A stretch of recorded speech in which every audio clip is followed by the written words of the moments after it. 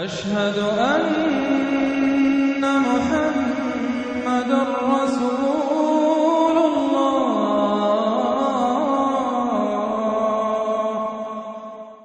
سورۃ ہود، بسم اللہ الرحمن الرحیم۔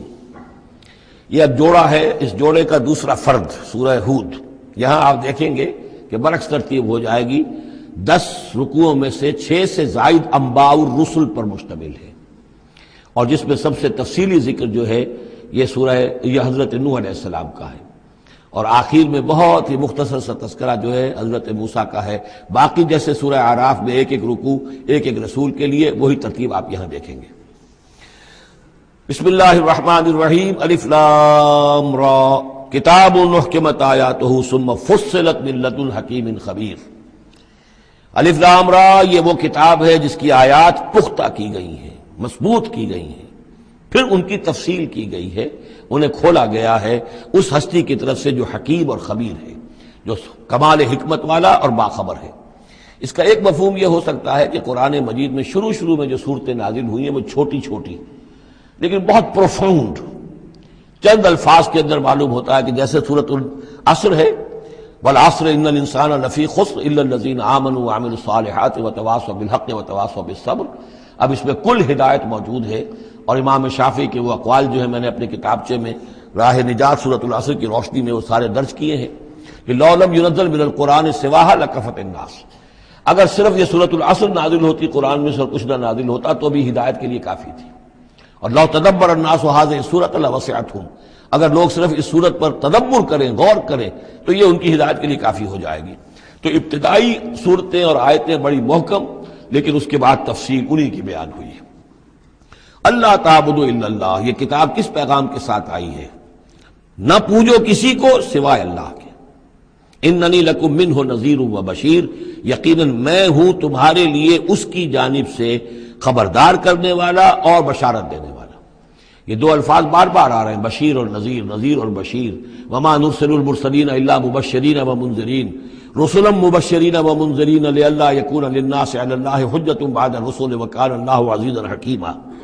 وان استغفروا ربکم، اور یہ کہ اپنے رب سے استغفار کرو، معافی چاہو۔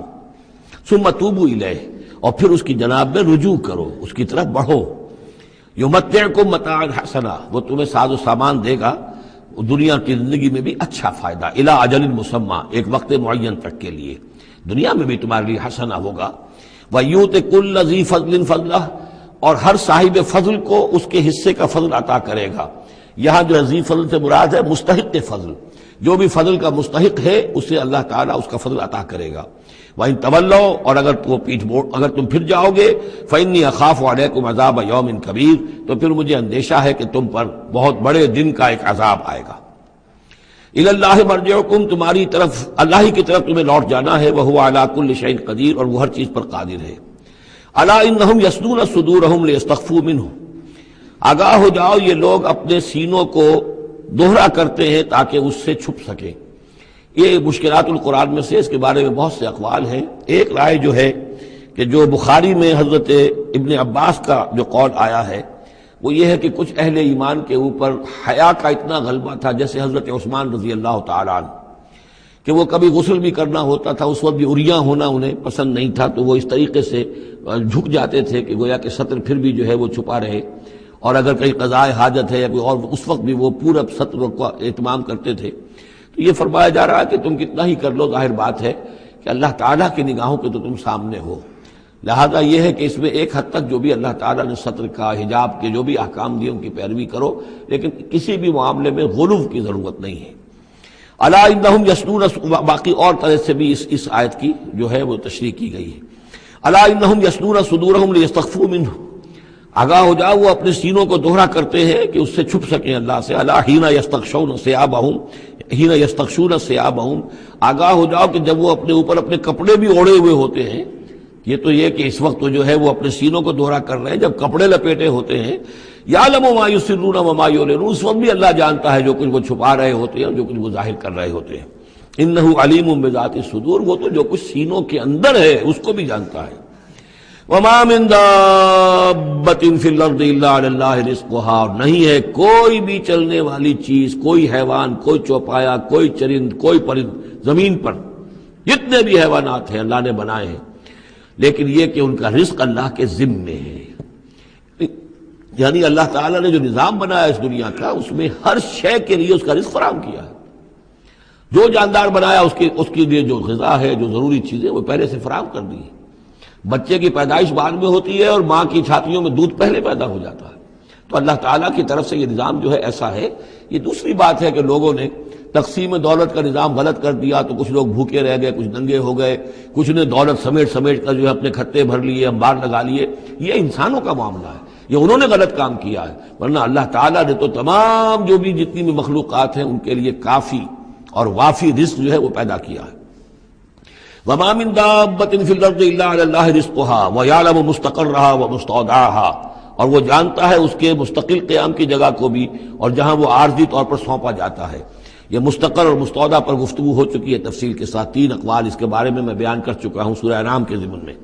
کل فی کتاب مبین، اور یہ سب کچھ ایک کھلی روشن کتاب کے اندر موجود ہے، وہی کتاب جو علم الہی کی کتاب ہے۔ وَهُوَ الَّذِي خَلَقَ السَّمَاوَاتِ وَالْأَرْضَ فِي سِتَّةِ أَيَّامٍ، اور وہی ہے کہ جس نے پیدا کیا آسمانوں اور زمین کو 6 دنوں میں۔ وَكَانَ عَرْشُهُ عَلَى الْمَاءِ، اور اس کا تخت تھا پانی پر۔ لِيَبْلُوَكُمْ أَيُّكُمْ أَحْسَنُ عَمَلًا، تاکہ تمہیں آزمائے کہ کون ہے تم میں سے اچھے عمل کرنے والا۔ یعنی یہ تخلیق جو ہے اور انسانی زندگی کا جو یہ حصہ جو اس دنیا میں گزرتا ہے، اس کا جو اصل مقصد ہے وہ ہے امتحان۔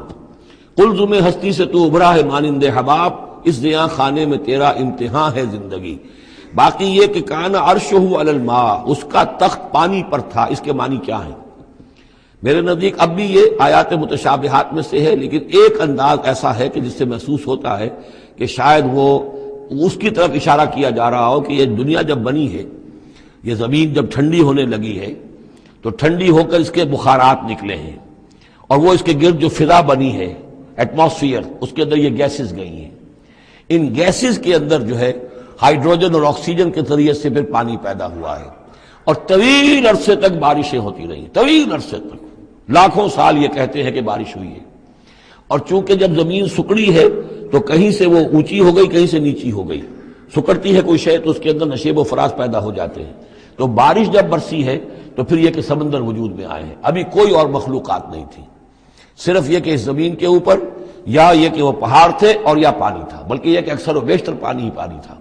پھر یہ کہ پانی اور جہاں پر مٹی پیدا ہوئی اور دلدلی علاقے بنے، اور دلدلی علاقوں کے اندر پھر وہ کچھ حیات جو ہے اس کی شکلیں پیدا ہوئی، چاہے وہ نباتاتی حیات تھی اور چاہے وہ حیواناتی حیات تھی۔ تو وہ جو ایک دور ہے جب کہ ابھی مخلوقات، اس زمینی مخلوقات کے اندر ابھی کوئی شے نہیں آئی تھی،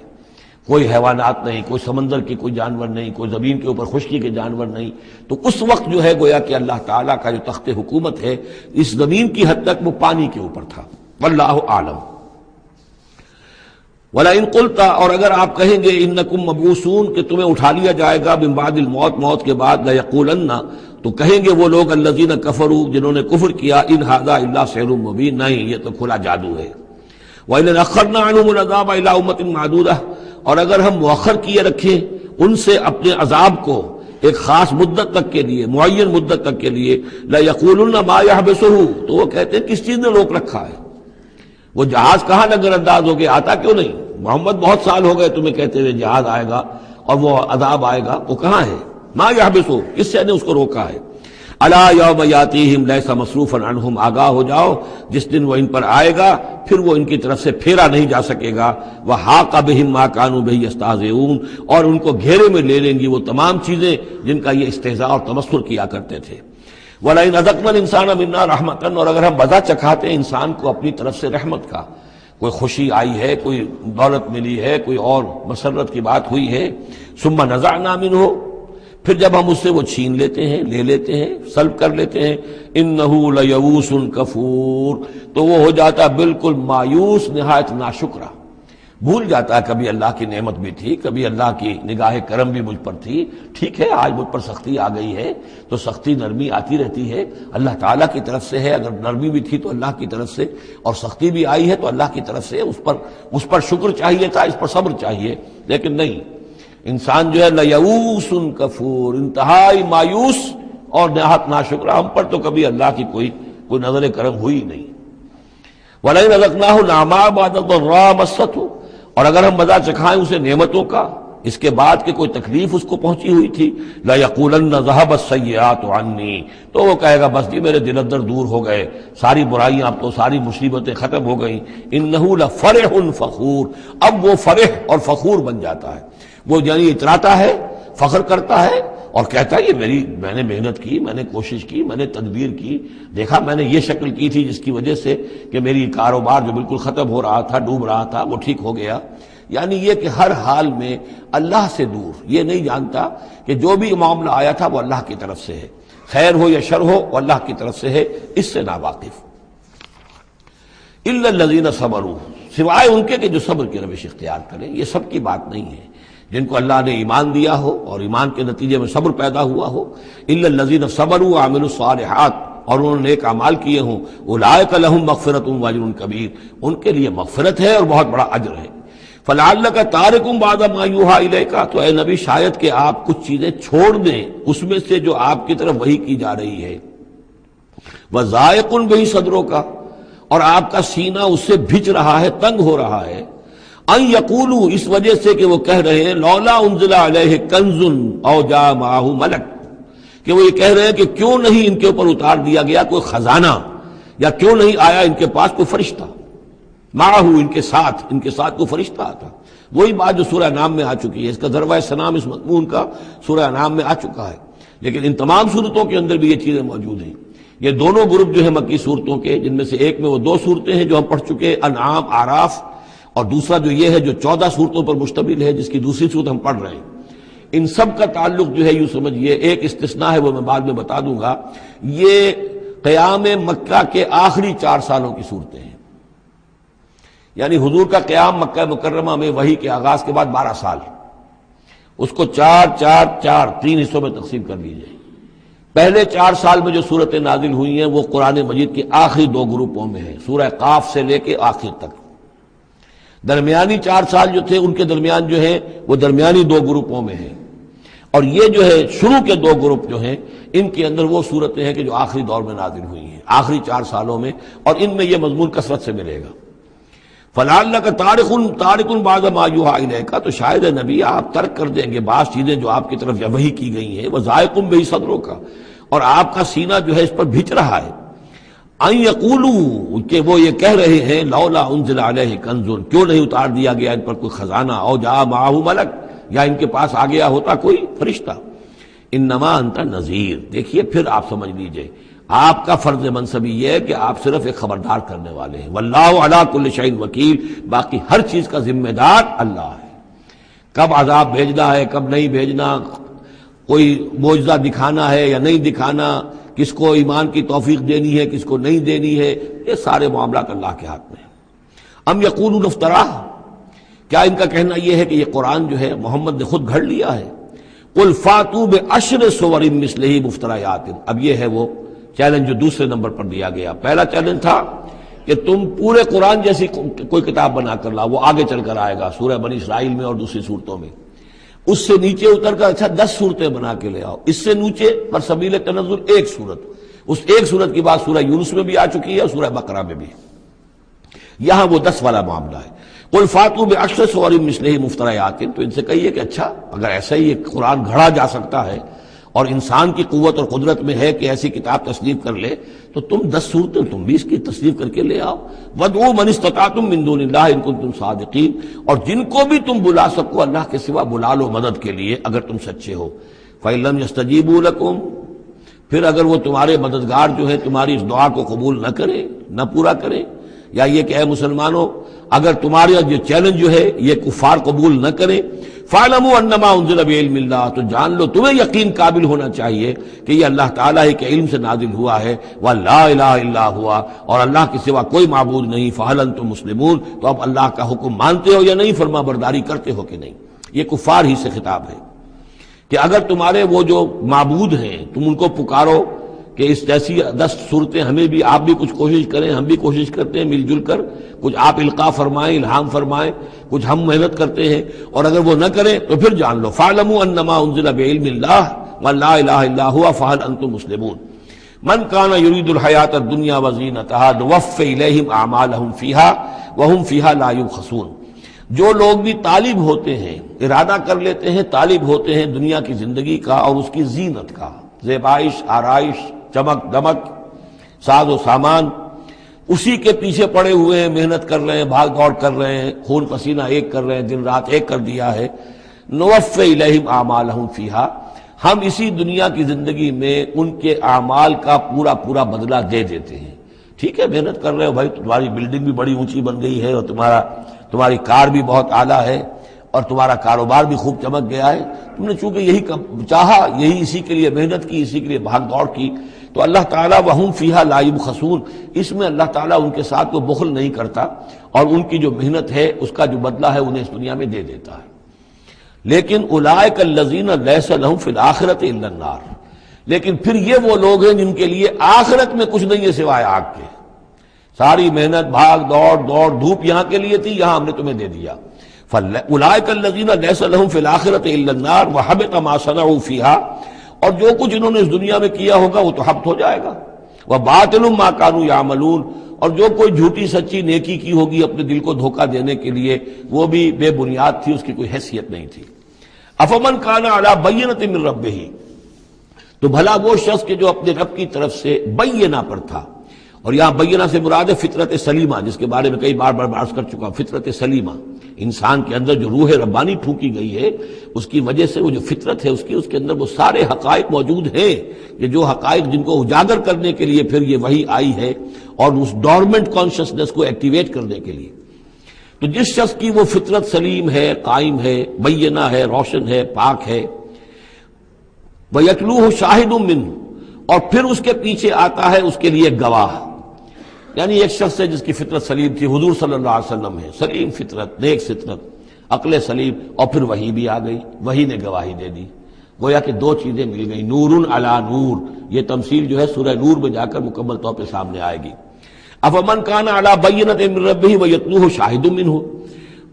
ومن قبلہ کتاب موسیٰ اماما ورحمہ، اور پھر اس کے علاوہ اس سے پہلے کتاب موسیٰ موجود ہے جو امام بھی تھی، رہنمائی کرنے والی، اور رحمت بھی تھی، یعنی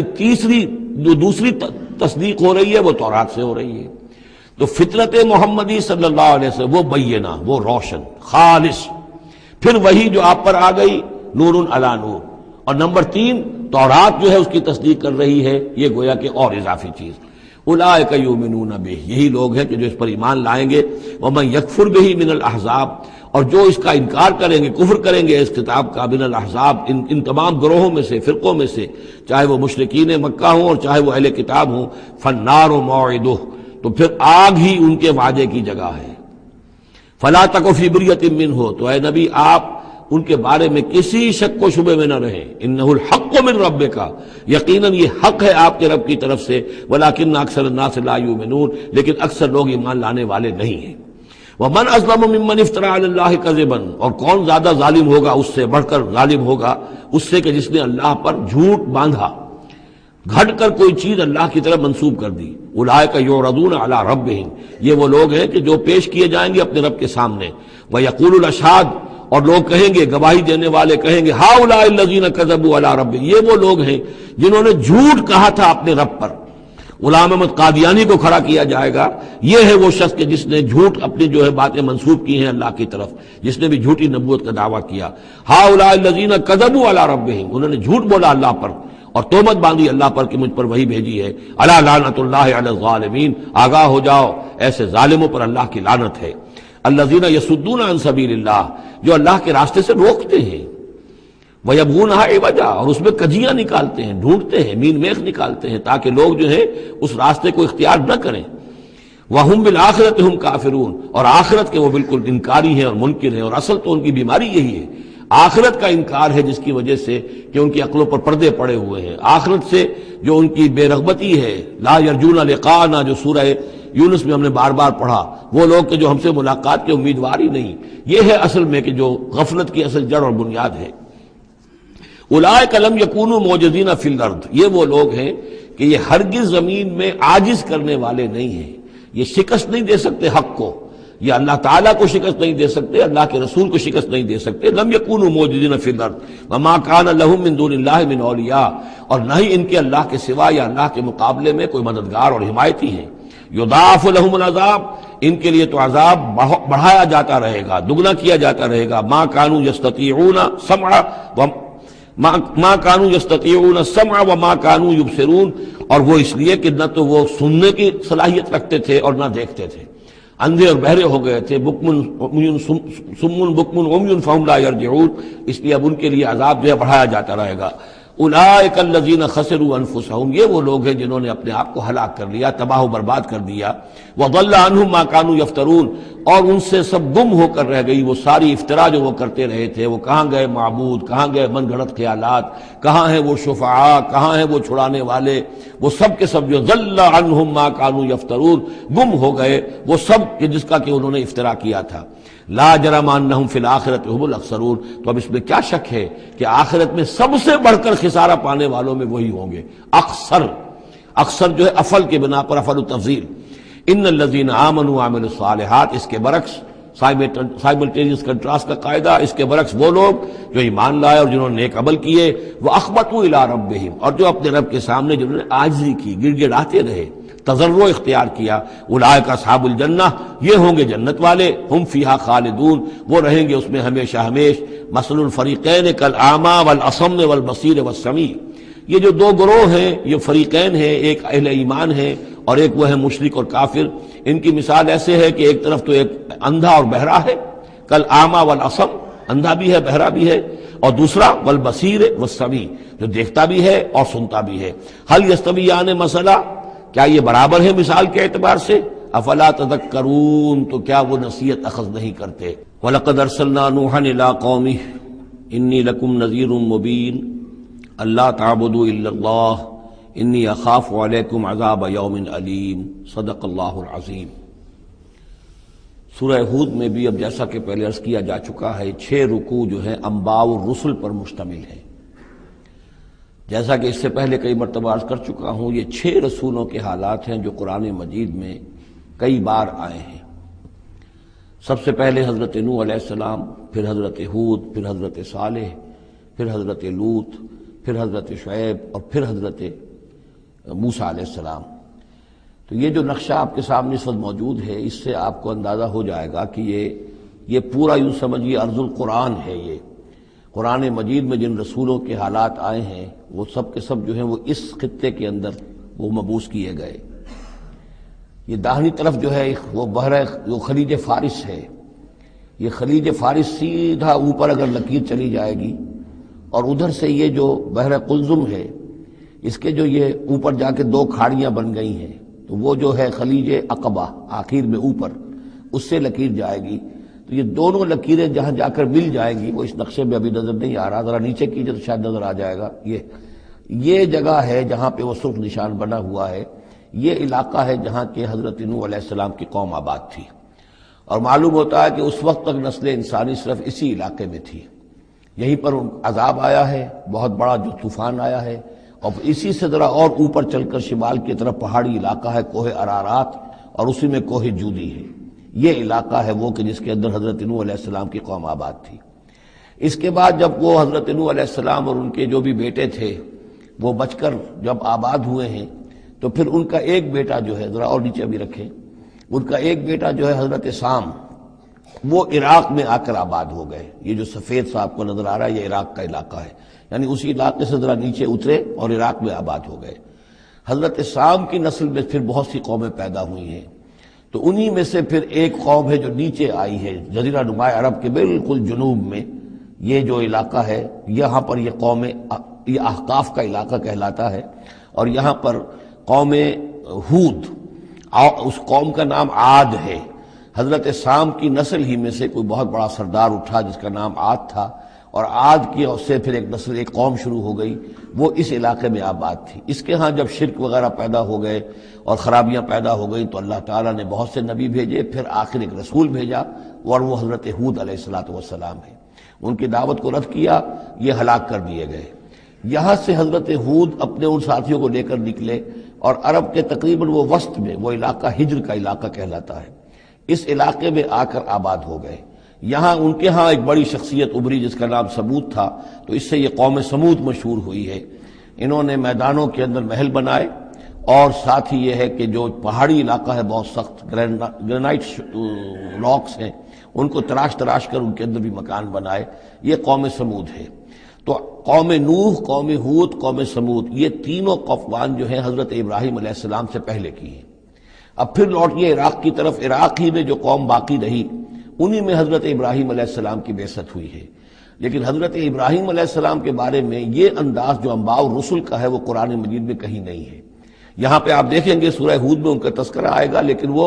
قصص النبیین کے انداز میں تذکرہ آئے گا، انباء الرسل کے انداز میں نہیں آئے گا۔ حضرت ابراہیم یہاں سے،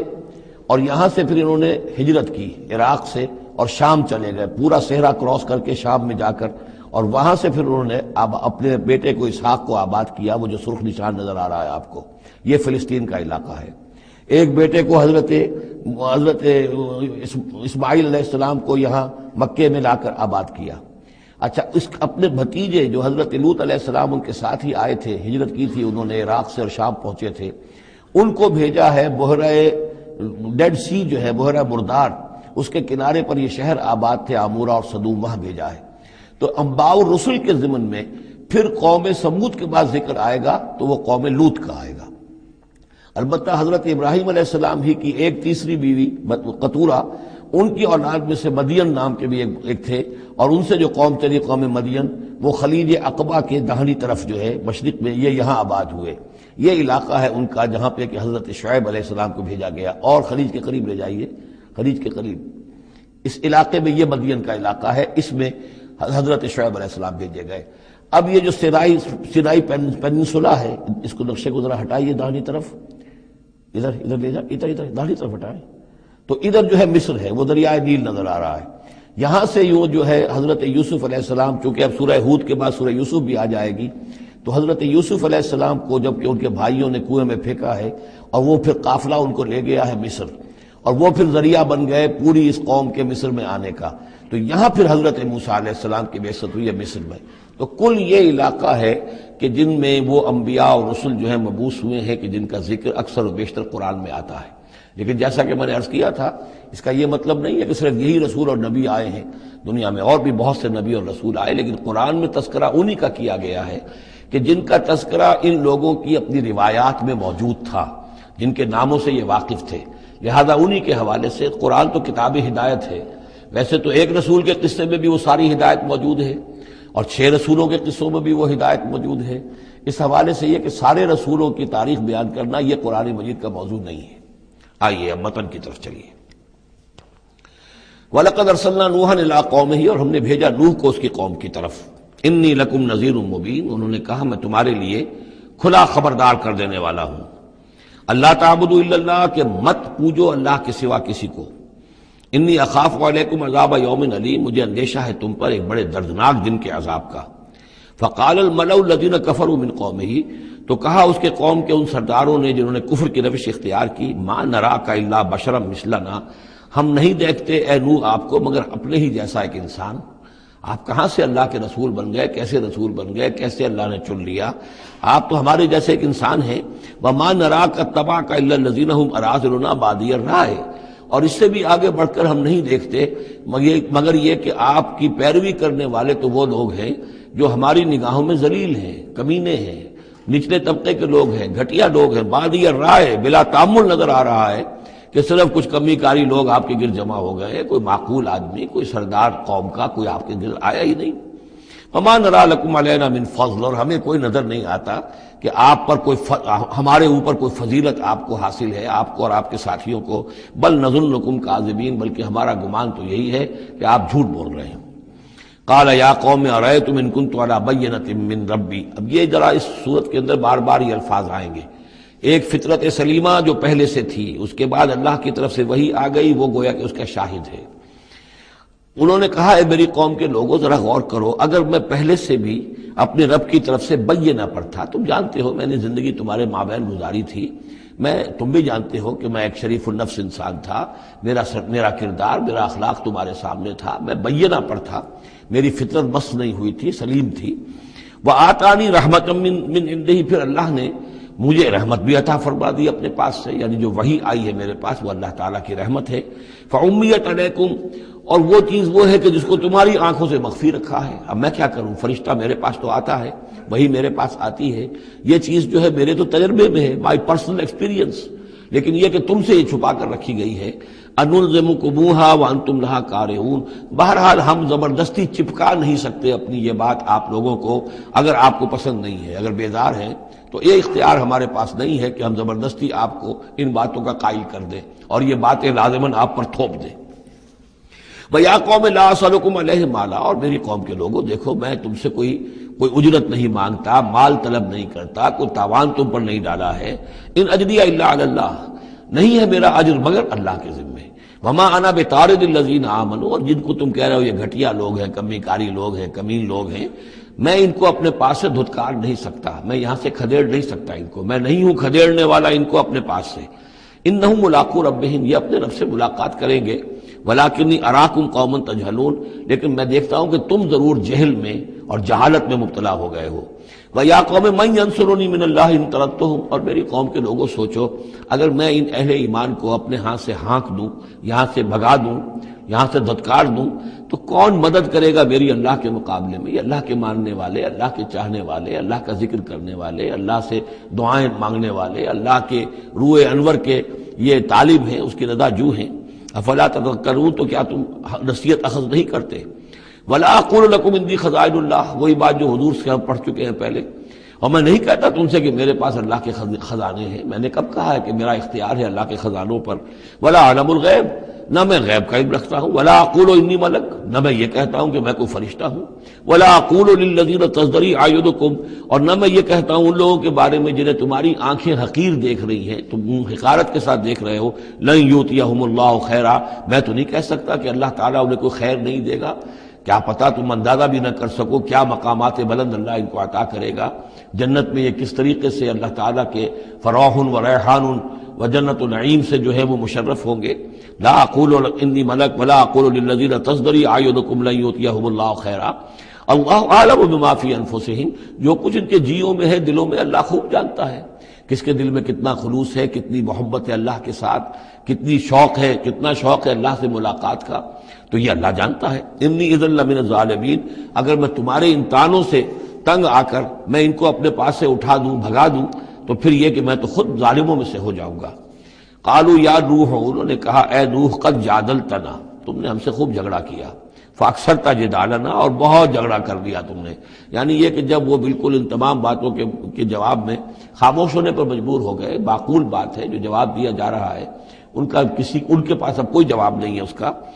فَأْتِنَا بِمَا تَعِدُنَا إِن كُنتَ مِنَ الصَّادِقِينَ، اب آخری بات وہی ضد اور ہٹ درمی کی، تو پھر لے آؤ جس چیز کی ہمیں دھمکی دے رہے ہو، اگر تم سچے ہو وہ عذاب لے آؤ۔ اب ہم جو ہے ہمارے کان پک گئے ہیں تمہارے یہ بات سنتے سنتے، اور تم سے یہ مذاکرہ اور مجادلہ اور مناظرہ جو ہے مزید ہم جاری نہیں رکھنا چاہتے۔ قال انما یاتیکم بہ اللہ ان شاء، انہوں نے فرمایا کہ وہ تو اللہ لے آئے گا وہ عذاب تمہارے اوپر اگر وہ چاہے گا۔ انما یاتیکم بہ اللہ، وہ لائے گا تمہارے اوپر اللہ انشاء اگر وہ چاہے گا۔ وما انتم بمعجزین، اور پھر تم اس کو تھکا نہیں سکو گے بھاگ کر، یعنی تم اسے ہرا نہیں سکو گے، تم اس سے بچ کر بھاگ نہیں سکو گے۔ ولا ينفعکم نصحی ان اردت ان انصح لکم، اور میری نصیحت، میرا خلوص، میری خیر خواہی تمہارے حق میں کچھ مفید نہیں ہو سکتی، خواہ میں کتنا ہی تمہارا ناصح ہوں، کتنا ہی تمہارے ساتھ مخلص ہوں، نصیحت کر رہا ہوں، خیر خواہ ہوں۔ ان کان اللہ یرید ان یغویکم، اگر اللہ ہی فیصلہ کر چکا ہو کہ وہ تمہاری گمراہی کے اوپر اس کی مہر ثبت ہو چکی ہو، اگر اللہ تعالیٰ فیصلہ کر چکا ہے تو میری یہ سارا اخلاص اور خلوص اور دعوت اور نصیحت اور خیر خواہی اس کا کوئی نتیجہ نہیں نکلے گا۔ هو ربکم، وہ تمہارا رب ہے، وإلیہ ترجعون، اور اسی کی طرف تم لوٹا دیے جاؤ گے۔ ام یقولون افتراہ، کیا یہ کہتے ہیں کہ یہ اے محمد صلی اللہ علیہ وسلم آپ نے اس کو گھڑ لیا ہے؟ قل ان افتریتہ فعلی اجرامی، اب یہاں درمیان میں حضرت نوح علیہ السلام کی بات چل رہی ہے اور آگے بھی چلے گی، لیکن درمیان میں ایک جملہ معترضہ ہے۔ یہ ساری باتیں اے نبی جو آپ کو ہم وحی کے ذریعے سے بتا رہے ہیں، یہ ساری جو گفت و شنید ہوئی تھی حضرت نوح علیہ السلام کے اور ان کی قوم کے درمیان، آپ کو کیسے معلوم ہوئی؟ آپ نے گھڑ لی ہے؟ آپ کو کوئی فکشن ہے، کوئی سٹوری ہے، کیا ہے؟ نہیں، یہ تو اللہ تعالیٰ کی طرف سے ہے۔ قل ان افتریتہ، کہہ دیجئے اگر میں نے یہ گھڑی ہوں یہ چیزیں، فعلی اجرامی، تو پھر یہ میرا جرم ہوگا، اس کا وبال مجھ پر آئے گا۔ وانا بریء مما تجرمون، ورنہ پھر یہ ہے کہ جو جرم تم کر رہے ہو، جھٹلا رہے ہو، تو میں اس سے بری ہوں۔ وَأُوحِيَ إِلَىٰ نُوحٍ، اور وحی کر دیا گیا نوح کی جانب، أَنَّهُ لَن يُؤْمِنَ مِن قَوْمِكَ إِلَّا مَن قَدْ آمَنَ، اب کوئی اور شخص ایمان نہیں لائے گا تمہاری قوم میں سے سوائے ان کے جو ایمان لا چکے ہیں۔ فَلَا تَبْتَئِسْ بِمَا كَانُوا يَفْعَلُونَ، سو اب جو کچھ وہ کر رہے ہیں آپ اس پر افسوس نہ کریں اور غمگین نہ ہوں۔ وَاصْنَعِ الْفُلْكَ بِأَعْيُنِنَا وَوَحْيِنَا، اور اب آپ کشتی تیار کیجئے، کشتی بنائیے ہماری نگاہوں کے سامنے، یعنی ہم دیکھ رہے ہیں اور ہمارے انسٹرکشنز کے مطابق، وَوَحْيِنَا، معلوم ہوتا کہ اللہ تعالیٰ کی طرف سے ہر یعنی سٹیپ پر ان کو وحی آ رہی ہے، اور کہ اس طرح کرو، اتنی لمبی بناؤ، ایسی لکڑیاں تیار کرو، بِآیُنِنَا وَوَحْیِنَا، ہماری نگاہوں کے سامنے اور ہماری ہی انسٹرکشنز کے مطابق، وحی کے مطابق۔ وَلَا تُخَاطِبْنِی فِی الَّذِینَ ظَلَمُوا، اب دیکھنا جو ظالم ہیں ان کے بارے میں مجھ سے خطاب نہ کرنا، مجھ سے دعا نہ کرنا، مجھ سے بات نہ کرنا کہ فلاں جو ہے یہ میرا عزیز ہے اور فلاں میرا رشتہ دار ہے۔ اب جو بھی ظالم ہے اس کے بارے میں تمہاری طرف سے کوئی نرم بات نہ آئے۔ انہم مغرقون، اب یہ سب کے سب غرق کیے جائیں گے۔ وَيَصْنَعُ الْفُلْكَ، اب وہ نقشہ دیکھیے آپ چشم تصور سے، خشکی پر بیٹھے ہوئے ہیں اور حضرت نوح علیہ السلام آس پاس سمندر کہیں ہے ہی نہیں اور وہ کشتی بنا رہے ہیں۔ وَيَصْنَعُ الْفُلْكَ، اور وہ بنا رہے کشتی۔ وَكُلَّمَا مَرَّ عَلَيْهِ مَلَأٌ مِّن قَوْمِهِ سَخِرُوا مِنْهُ، جب بھی ان کی قوم کے سردار ان کے پاس سے گزرتے تھے وہ مذاق اڑاتے تھے، کہ معلوم ہوتا اب تک تو ہم سمجھتے تھے کہ بہرحال یہ کچھ شاید بات بنا رہا ہے، جھوٹ بول رہا ہے، کیا کر رہا ہے، اب تو معلوم ہوتا بالکل ہی مت ماری گئی، اب کوئی جو ہے ہوش ٹھکانے نہیں رہے یہ، تو وہ ہنستے تھے۔ سخروا منہ قال ان تسخروا منا فإنا نسخر منکم کما تسخرون، حضرت نوح فرماتے تھے کہ تم اگر ہم سے اب اس تمسخر کر رہے ہو، مذاق اڑا رہے ہو، تو وہ وقت قریب آنے والا ہے کہ ہم تمہارا مذاق اڑائیں گے جیسے کہ تم مذاق اڑا رہے ہو ہمارا۔ فسوف تعلمون من یاتیہ عذاب یخزیہ، تو تم ان قریب جان لوگے کہ کون ہیں وہ جن پر کہ عذاب آتا ہے جو ان کو رسوا کر دے گا۔ ویحل علیہ عذاب مقیم، اور اس پر اترے گا وہ عذاب کے جو قائم رہنے والا ہے اور دائمی ہے۔ حتی اذا جاء امرنا وفارت التنور، یہاں تک کہ جب ہمارا حکم آ گیا اور جوش مارا تنور نے۔ اب یہ جو ہے جہاں تک اس کا یعنی جیوگرافیکل یا جیولوجیکل جو بھی اس کا پس منظر ہے، اس کے ضمن میں ایچ جی ویلز نے جو بات کہی ہے وہ میں آپ کو بتا دینا چاہتا ہوں۔ اس کا کہنا یہ ہے کہ میڈیٹرینین کا جو اس کی سطح وہ بہت بلند تھی، اور ساحل کے ساتھ ساتھ جو ہے اس کے جو مشرقی ساحل ہے اس کا جو شام کا اور فلسطین کا، تو یہاں پر جو ہے وہ اونچے پہاڑ تھے، جیسے کراچی کے بارے میں بھی کہا جاتا ہے کہ کراچی کے بعض علاقے جو ہیں وہ سطح سمندر سے نیچے ہیں، لیکن ساحل کے ساتھ ساتھ اونچا علاقہ ایسا ہے کہ جو سمندر کو روکے ہوئے ہے۔ اگر کسی جگہ پر ایسا ہو تو اگر کہیں کوئی ایک سوراخ بھی ہو جائے تو یہ ایسا ہی ہے جیسے کسی بڑے بند میں سوراخ ہو جائے۔ اگر خدا نہ خواستہ کہیں تربیلا ڈیم میں یا کہیں کوئی اور اس طریقے کی بات ہو جائے تو پھر جو تباہی آئے گی اس کا آپ اندازہ کر لیجئے۔ تو ان کا کہنا یہ ہے کہ وہ سیلاب جو آیا ہے تو میڈیٹرینین میں وہ جو اس کا ساحلی علاقہ تھا اس میں سے کہیں وہ راستہ نکلا ہے پانی کا، اور پھر سمندر آیا ہے، اور وہ سمندر جو ہے پورے مڈل ایسٹ کے علاقے کے اوپر جو ہے اس کے اوپر وہ پانی سمندر کی شکل بن گیا ہے۔ یہ ہے ان کی تعویل، اس لیے کہ تاریخی طور پر اور طبقات الارض کا جو علم ہے وہ بتاتا ہے کہ اس پورے علاقے میں ایک بہت بڑے وسیع پیمانے پر فلڈ کے آثار موجود ہیں۔ وہ آثار جو ہیں وہ ایسے ہیں کہ اس پورے علاقے کے اندر وہ فلڈ آیا تھا، اور اس کی یہ توجیہ ہے جو وہ لوگ کرتے ہیں۔ بہرحال اس میں تین چیزیں ہوئی ہیں، ایک تو یہ کہ کسی ایک جگہ سے کوئی تنور ہو سکتا ہے کہ کوئی سوراخ جو ہے، جیسے کہ آپ کو معلوم ہے بڑے بڑے جو بند ہیں ان میں بعض اوقات صرف جو چوہوں کے بل ہوتے ہیں ان کی وجہ سے سوراخ ہو جاتے ہیں۔ نہروں کے کناروں میں جو بند ٹوٹتا ہے نہر کا، تو کہیں کوئی چوہوں نے کوئی سوراخ کیا ہوتا ہے، اس میں سے پانی بہنا شروع ہوا اور نہر ٹوٹ گئی۔ اسی طریقے سے ہو سکتا ہے کہ کسی تنور کے اندر سے پہلی مرتبہ پانی نکلا ہو۔ پھر یہ کہ زمین کے بھی اللہ تعالیٰ نے جو ہے وہ کھول دیے سوتے، اور آسمان سے بھی پانی برسا، تو یہ پانی جو ہے زمین کا اور آسمان کا پھر مل گیا، اور اس طریقے سے وہ عظیم جو ہے سیلاب آیا جس سے کہ وہ پوری قوم ہلاک ہو گئی، اور وہ کشتی جو ہے وہ بہت عرصے تک تیرتی رہی اس سمندر کے اوپر، اور پھر ہوتی ہوئی وہ کوہ ارارات میں اس کی جو ایک چوٹی ہے جودی اس پر جا کر ٹک گئی۔ واللہ عالم، ابھی اس پر مزید ضرورت ہے اصل میں کام کرنے کی۔ ویسے یہ خبریں بھی ہیں کہ بعض اوقات کوئی کشتی نما چیز دیکھی گئی ہے۔ یہ علاقہ جو ہے اصل میں کہ جو جہاں پہ ترکی کی سرحد ملتی ہے روس کے ساتھ، ادھر وہ آذربائیجان وغیرہ کا علاقہ ہے، ادھر پھر یہ ترکی ہے، اوپر روس کا علاقہ جو ہے، تو اس میں ادھر سے راستہ جو ہے بہت دشوار گزار ہے، چڑھ نہیں سکتے۔ روس کی طرف سے راستہ ہے، اس کی چوٹیوں پر بعض پائلٹس نے کہیں دیکھا ہے اور خبر دی ہے کہ کوئی بہت بڑی کشتی قسم کی شے جو ہے وہ کسی چوٹی کے اوپر رکھی ہوئی ہے، اور قرآن مجید چونکہ بار بار کہتا ہے کہ ہم اسے برقرار رکھیں گے، ایک وقت آئے گا کہ وہ لوگوں کے لیے ایک نشانی بن کر ظاہر ہوگی، تو اس سے معلوم ہوتا ہے کہ وہ کشتی اب بھی وہاں پر موجود ہے اور انسان جو ہے اس تک رسائی حاصل کرے گا۔ وَيَصْنَعُ الْفُلْكَ فَكُلَّمَا مَرَّ وَفَارَ التَّنُّورُ حَتَّىٰ إِذَا جَاءَ أَمْرُنَا وَفَارَ التَّنُّورُ، جب ہمارا حکم آ پہنچا اور جوش مارا تنور نے، ابل پڑا تنور، قُلْ نَحْمِلْ فِيهَا مِن كُلِّ زَوْجَيْنِ اثْنَيْنِ، تو ہم نے کہا اے نوح اپنی اس کشتی میں تمام حیوانات کا ایک ایک جوڑا رکھ لو، وَأَهْلَكَ، اور اپنے گھر والوں کو بھی، اپنے گھر والے اہل و عیال کو، إِلَّا مَنْ سَبَقَ عَلَيْهِ الْقَوْلُ،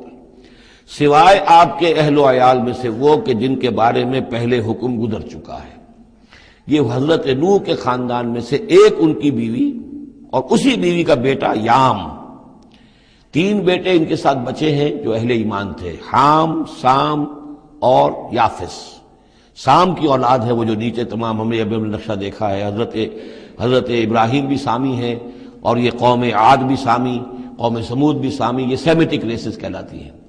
لیکن یہ کہ حضرت حام کی اولاد، اب وہ اس تفصیل میں نہیں جا سکتا، اور حضرت یافس کی اولاد یہ اور دوسرے علاقوں میں جا کر آباد ہو گئے، یہ جو نیچے کی طرف اترے ہیں یہ حضرت سام کی نسل ہے۔ چوتھا بیٹا ان کا تھا یام، یا اس کا ایک خطاب اور بھی تھا کنعان، اور اس کی جو ماں تھی، تو یہ مشرک تھے اور یہ اہل ایمان کے ساتھ شریک نہیں تھے، لہذا یہ کشتی میں شامل نہیں ہوئے۔ تو آپ اب رکھ لیجئے، سوال کرا لیجئے اپنی کشتی میں من کل زوجین اثنین، ہر نوع کا ایک ایک جوڑا تمام حیوانات میں سے، وَأَهْلَكَ، اور اپنے گھر والوں کو، إِلَّا مَنْ سَبَقَ عَلَيْهِ الْقَوْلُ، مگر سوائے اس کے کہ جن کے اوپر پہلے سے حکم ہو چکا ہے، وَمَنْ آمَنَ، اور باقی جتنے بھی اہل ایمان آپ کے ہیں ان سب کو بھی سوار کر لیجئے، وَمَا آمَنَ مَعَهُ إِلَّا قَلِيلٌ، اور نہیں ایمان لائے تھے ان کے ساتھ مگر بہت ہی کم، نہ ہونے کے برابر۔ قلیل جو ہے انگریزی میں اے لٹل اور دی لٹل، ان دونوں میں جو فرق ہے، یہاں قلیل جو ہے دی لٹل کے معنی میں آیا ہے، جو بالکل نہ ہونے کے برابر۔ وَقَالَ ارْكَبُوا فِيهَا بِسْمِ اللَّهِ مَجْرَاهَا وَمُرْسَاهَا، اور حضرت نوح نے فرمایا اب سوار ہو جاؤ اس میں، اللہ کے نام کے ساتھ ہی ہے اس کا چلنا بھی اور اس کا لنگر انداز ہونا بھی، اللہ ہی اس کو چلائے گا بھی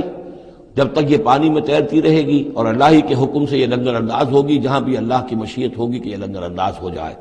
ان ربی لغفور الرحیم، یقین میرا رب غفور اور رحیم ہے۔ وہی تجری بہم فی موج کالجبال، اب وہ کشتی چل رہی تھی ان کو لے کر موجوں میں، اور موجیں پہاڑ جیسی موجیں۔ ونادى نوح ابنہ، اور نوح نے پکارا اپنے بیٹے کو، اسی کو یام کو یا کنعان کو، وکان فی معزل، اور وہ ایک کنارے کی طرف تھا، یا بنی ارکب معنا، اے میرے بیٹے آؤ ہمارے ساتھ شریک ہو جاؤ، ولا تکن مع الکافرین، اور کافروں کا ساتھ نہ دو، کافروں کے ساتھ نہ رہو بلکہ ہماری کشتی میں آ جاؤ۔ قال سآوی الی جبل یعصمنی من الماء، اس نے کہا نہیں میں ابھی اس پہاڑ کے اوپر چڑھ جاؤں گا، میں وہاں پہنچ جاؤں گا، وہ مجھے پانی سے بچا لے گا۔ قال لا عاصم اليوم من امر اللہ الا من رحم، حضرت نوح نے فرمایا نہیں، آج کے دن کوئی شے بچانے والی نہیں ہے اللہ کے امر سے سوائے اس کے جس پر اللہ ہی رحم فرما دے۔ وحال بینہم الموج، اور اسی گفتگو کے دوران ایک بڑی سی موج حائل ہوئی ان کے مابین، فکان من المغرقین، اور وہ بیٹا جو ہے ان کی نگاہوں کے سامنے غرق ہو گیا۔ وقیل یا ارض ابلعی ماءک، اور کہہ دیا گیا اے زمین اپنے پانی کو نگل جا، واپس پانی زمین کے اندر جذب ہو جائے۔ کتنا وقت لگا ہوگا یہ اللہ بہتر جانتا ہے، لیکن یہ آخر کار جو شکل بنی ہے کہ زمین کے اندر پانی جذب ہو گیا جو زمین سے آیا تھا۔ وَيَا سَمَاءُ أَقْلِعِي، اور اے آسمان تو بھی اب تھم جا، جو بھی بارش آنی تھی، جو اس طوفان کے لیے، اس کو بھی اختتام کا حکم ہو گیا۔ وَغِيضَ الْمَاءُ، اور پانی سکھا دیا گیا۔ وَقُضِيَ الْأَمْرُ، اور فیصلہ چکا دیا گیا۔ وَاسْتَوَتْ عَلَى الْجُودِي، اور وہ کشتی جو ہے جودی پہاڑ کے اوپر جا کر رک گئی۔ وَقِيلَ بُعْدًا لِلْقَوْمِ الظَّالِمِينَ، اور کہہ دیا گیا ہلاکت اور دوری ہے اس قوم کے لیے کہ جو ظالم تھی، یعنی اب اس کا نسیہ منسیہ ہو گئی، اب اس کا نام و نشان موجود نہ رہا۔ وَنَادَى نُوحٌ رَبَّهُ، اور پکارا نوح نے اپنے رب کو، فَقَالَ رَبِّ إِنَّ ابْنِي مِنْ أَهْلِي، انہوں نے کہا پروردگار میرا بیٹا میرے اہل میں سے تھا۔ اور تیرا وعدہ تھا میرے اہل کو بچا لے گا، وَإِنَّ وَعْدَكَ الْحَقُّ، اور تیرا وعدہ سچا ہے، وَأَنْتَ أَحْكَمُ الْحَاكِمِينَ، اور یقیناً تو تمام حاکموں میں سب سے بڑا اور سب سے منصف اور سب سے عادل حاکم ہے۔ قال یا نوح انہ لیس من اہلک، انہوں نے اللہ نے جواب دیا، اے نوح وہ تمہارے اہل میں سے نہیں ہے، انہ عمل غیر صالح، اس کے اعمال، اس کا کردار، اس کے عقائد، اس کے نظریات غیر صالح ہیں۔ فلا تسألن ما لیس لک بہ علم، تو اب مجھ سے ان چیزوں کے بارے میں سوال نہ کرو جس کے لیے تمہارے پاس کوئی علم نہیں ہے۔ انی اعوذک ان تکون من الجاہلین، اور میں تمہیں نصیحت کر رہا ہوں کہ تم جاہلوں میں سے نہ بن جاؤ۔ یہاں وہ یاد کر لیجئے سورہ انعام کی آیت 35، اس میں حضور سے کہا گیا تھا فلا تکونن من الجاہلین، میں نے اس وقت بھی نوٹ کرا دیا تھا کہ یہ سخت ترین الفاظ یا حضور سے فرمائے گئے ہیں سورہ انعام میں، اور یہاں پر سورہ ہود میں یہ آئے ہیں حضرت نوح علیہ السلام سے خطاب کرتے ہوئے، انی اعوذک ان تکون من الجاہلین۔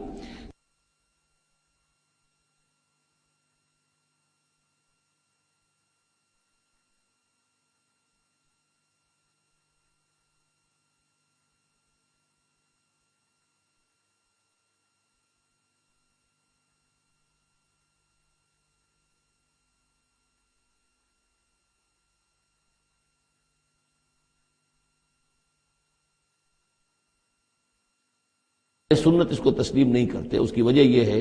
کہ جو قاعدہ دیا گیا ہے سورہ نور میں وہ یہ ہے کہ اللہ تعالیٰ صالح لوگوں کے لیے بیویاں بھی دیکھ دیتا ہے، اور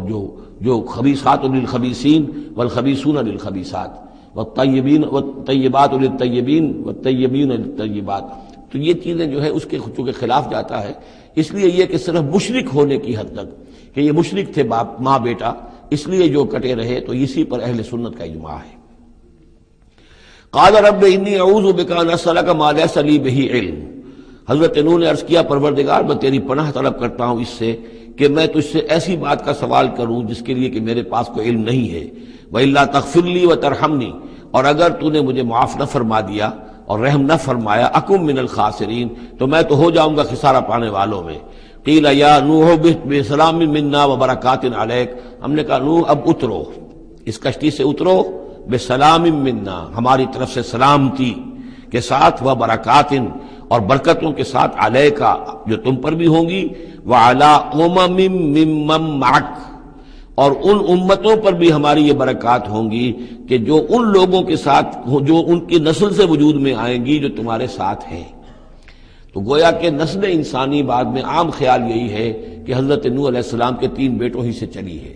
باقی اگر کچھ لوگ تھے بھی ان کے ساتھ تو وہ ایسے تھے کہ جن کی کوئی نسل آگے نہیں چلی ہے، بلکہ یہ دنیا کی جو نسلیں اس وقت دنیا میں ہیں نوع انسانی، وہ یہ حضرت یافس، حضرت حام اور حضرت سام کی نسل ہی سے ہیں۔ یہ خیال ہے، واللہ عالم، یقین کے ساتھ نہیں کہا جا سکتا، ویسے میرا اپنا رجحان بھی اسی طرف ہے۔ حضرت یافس کی اولاد جو ہے وہ یہ جو پہاڑی علاقہ ہے، جیسا کہ ابھی آپ نے نقشے میں دیکھا تھا، اس سے اوپر جو ہے یہ سینٹرل ایشیا کے پہاڑ ہیں، اس پہاڑ کو کراس کیا انہوں نے،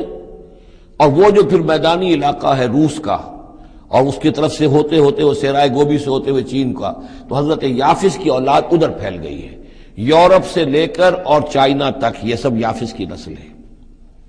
حضرت حام کی اولاد مشرق اور مغرب میں چلی گئی، اسی پہاڑی سلسلے کے دامن میں ہوتی ہوئی، ایک شاخ ان کی ایران ہوتے ہوئے بھارت چلی گئی، انڈیا چلی گئی، سندھ اور ہند، اور ایک شاخ جو ہے سینائی پیننسولا کراس کر کے یہ سوڈان اور مصر چلی گئی۔ یہ ہے حضرت حام کی نسل میں سے۔ یہ عام طور پر جو ہمارے پرانے ماہرین انساب ہیں ان کا کہنا یہ ہے۔ انہی میں سے معلوم ہوتا ہے کہ جو یہ یورپین ہیں، جو کہ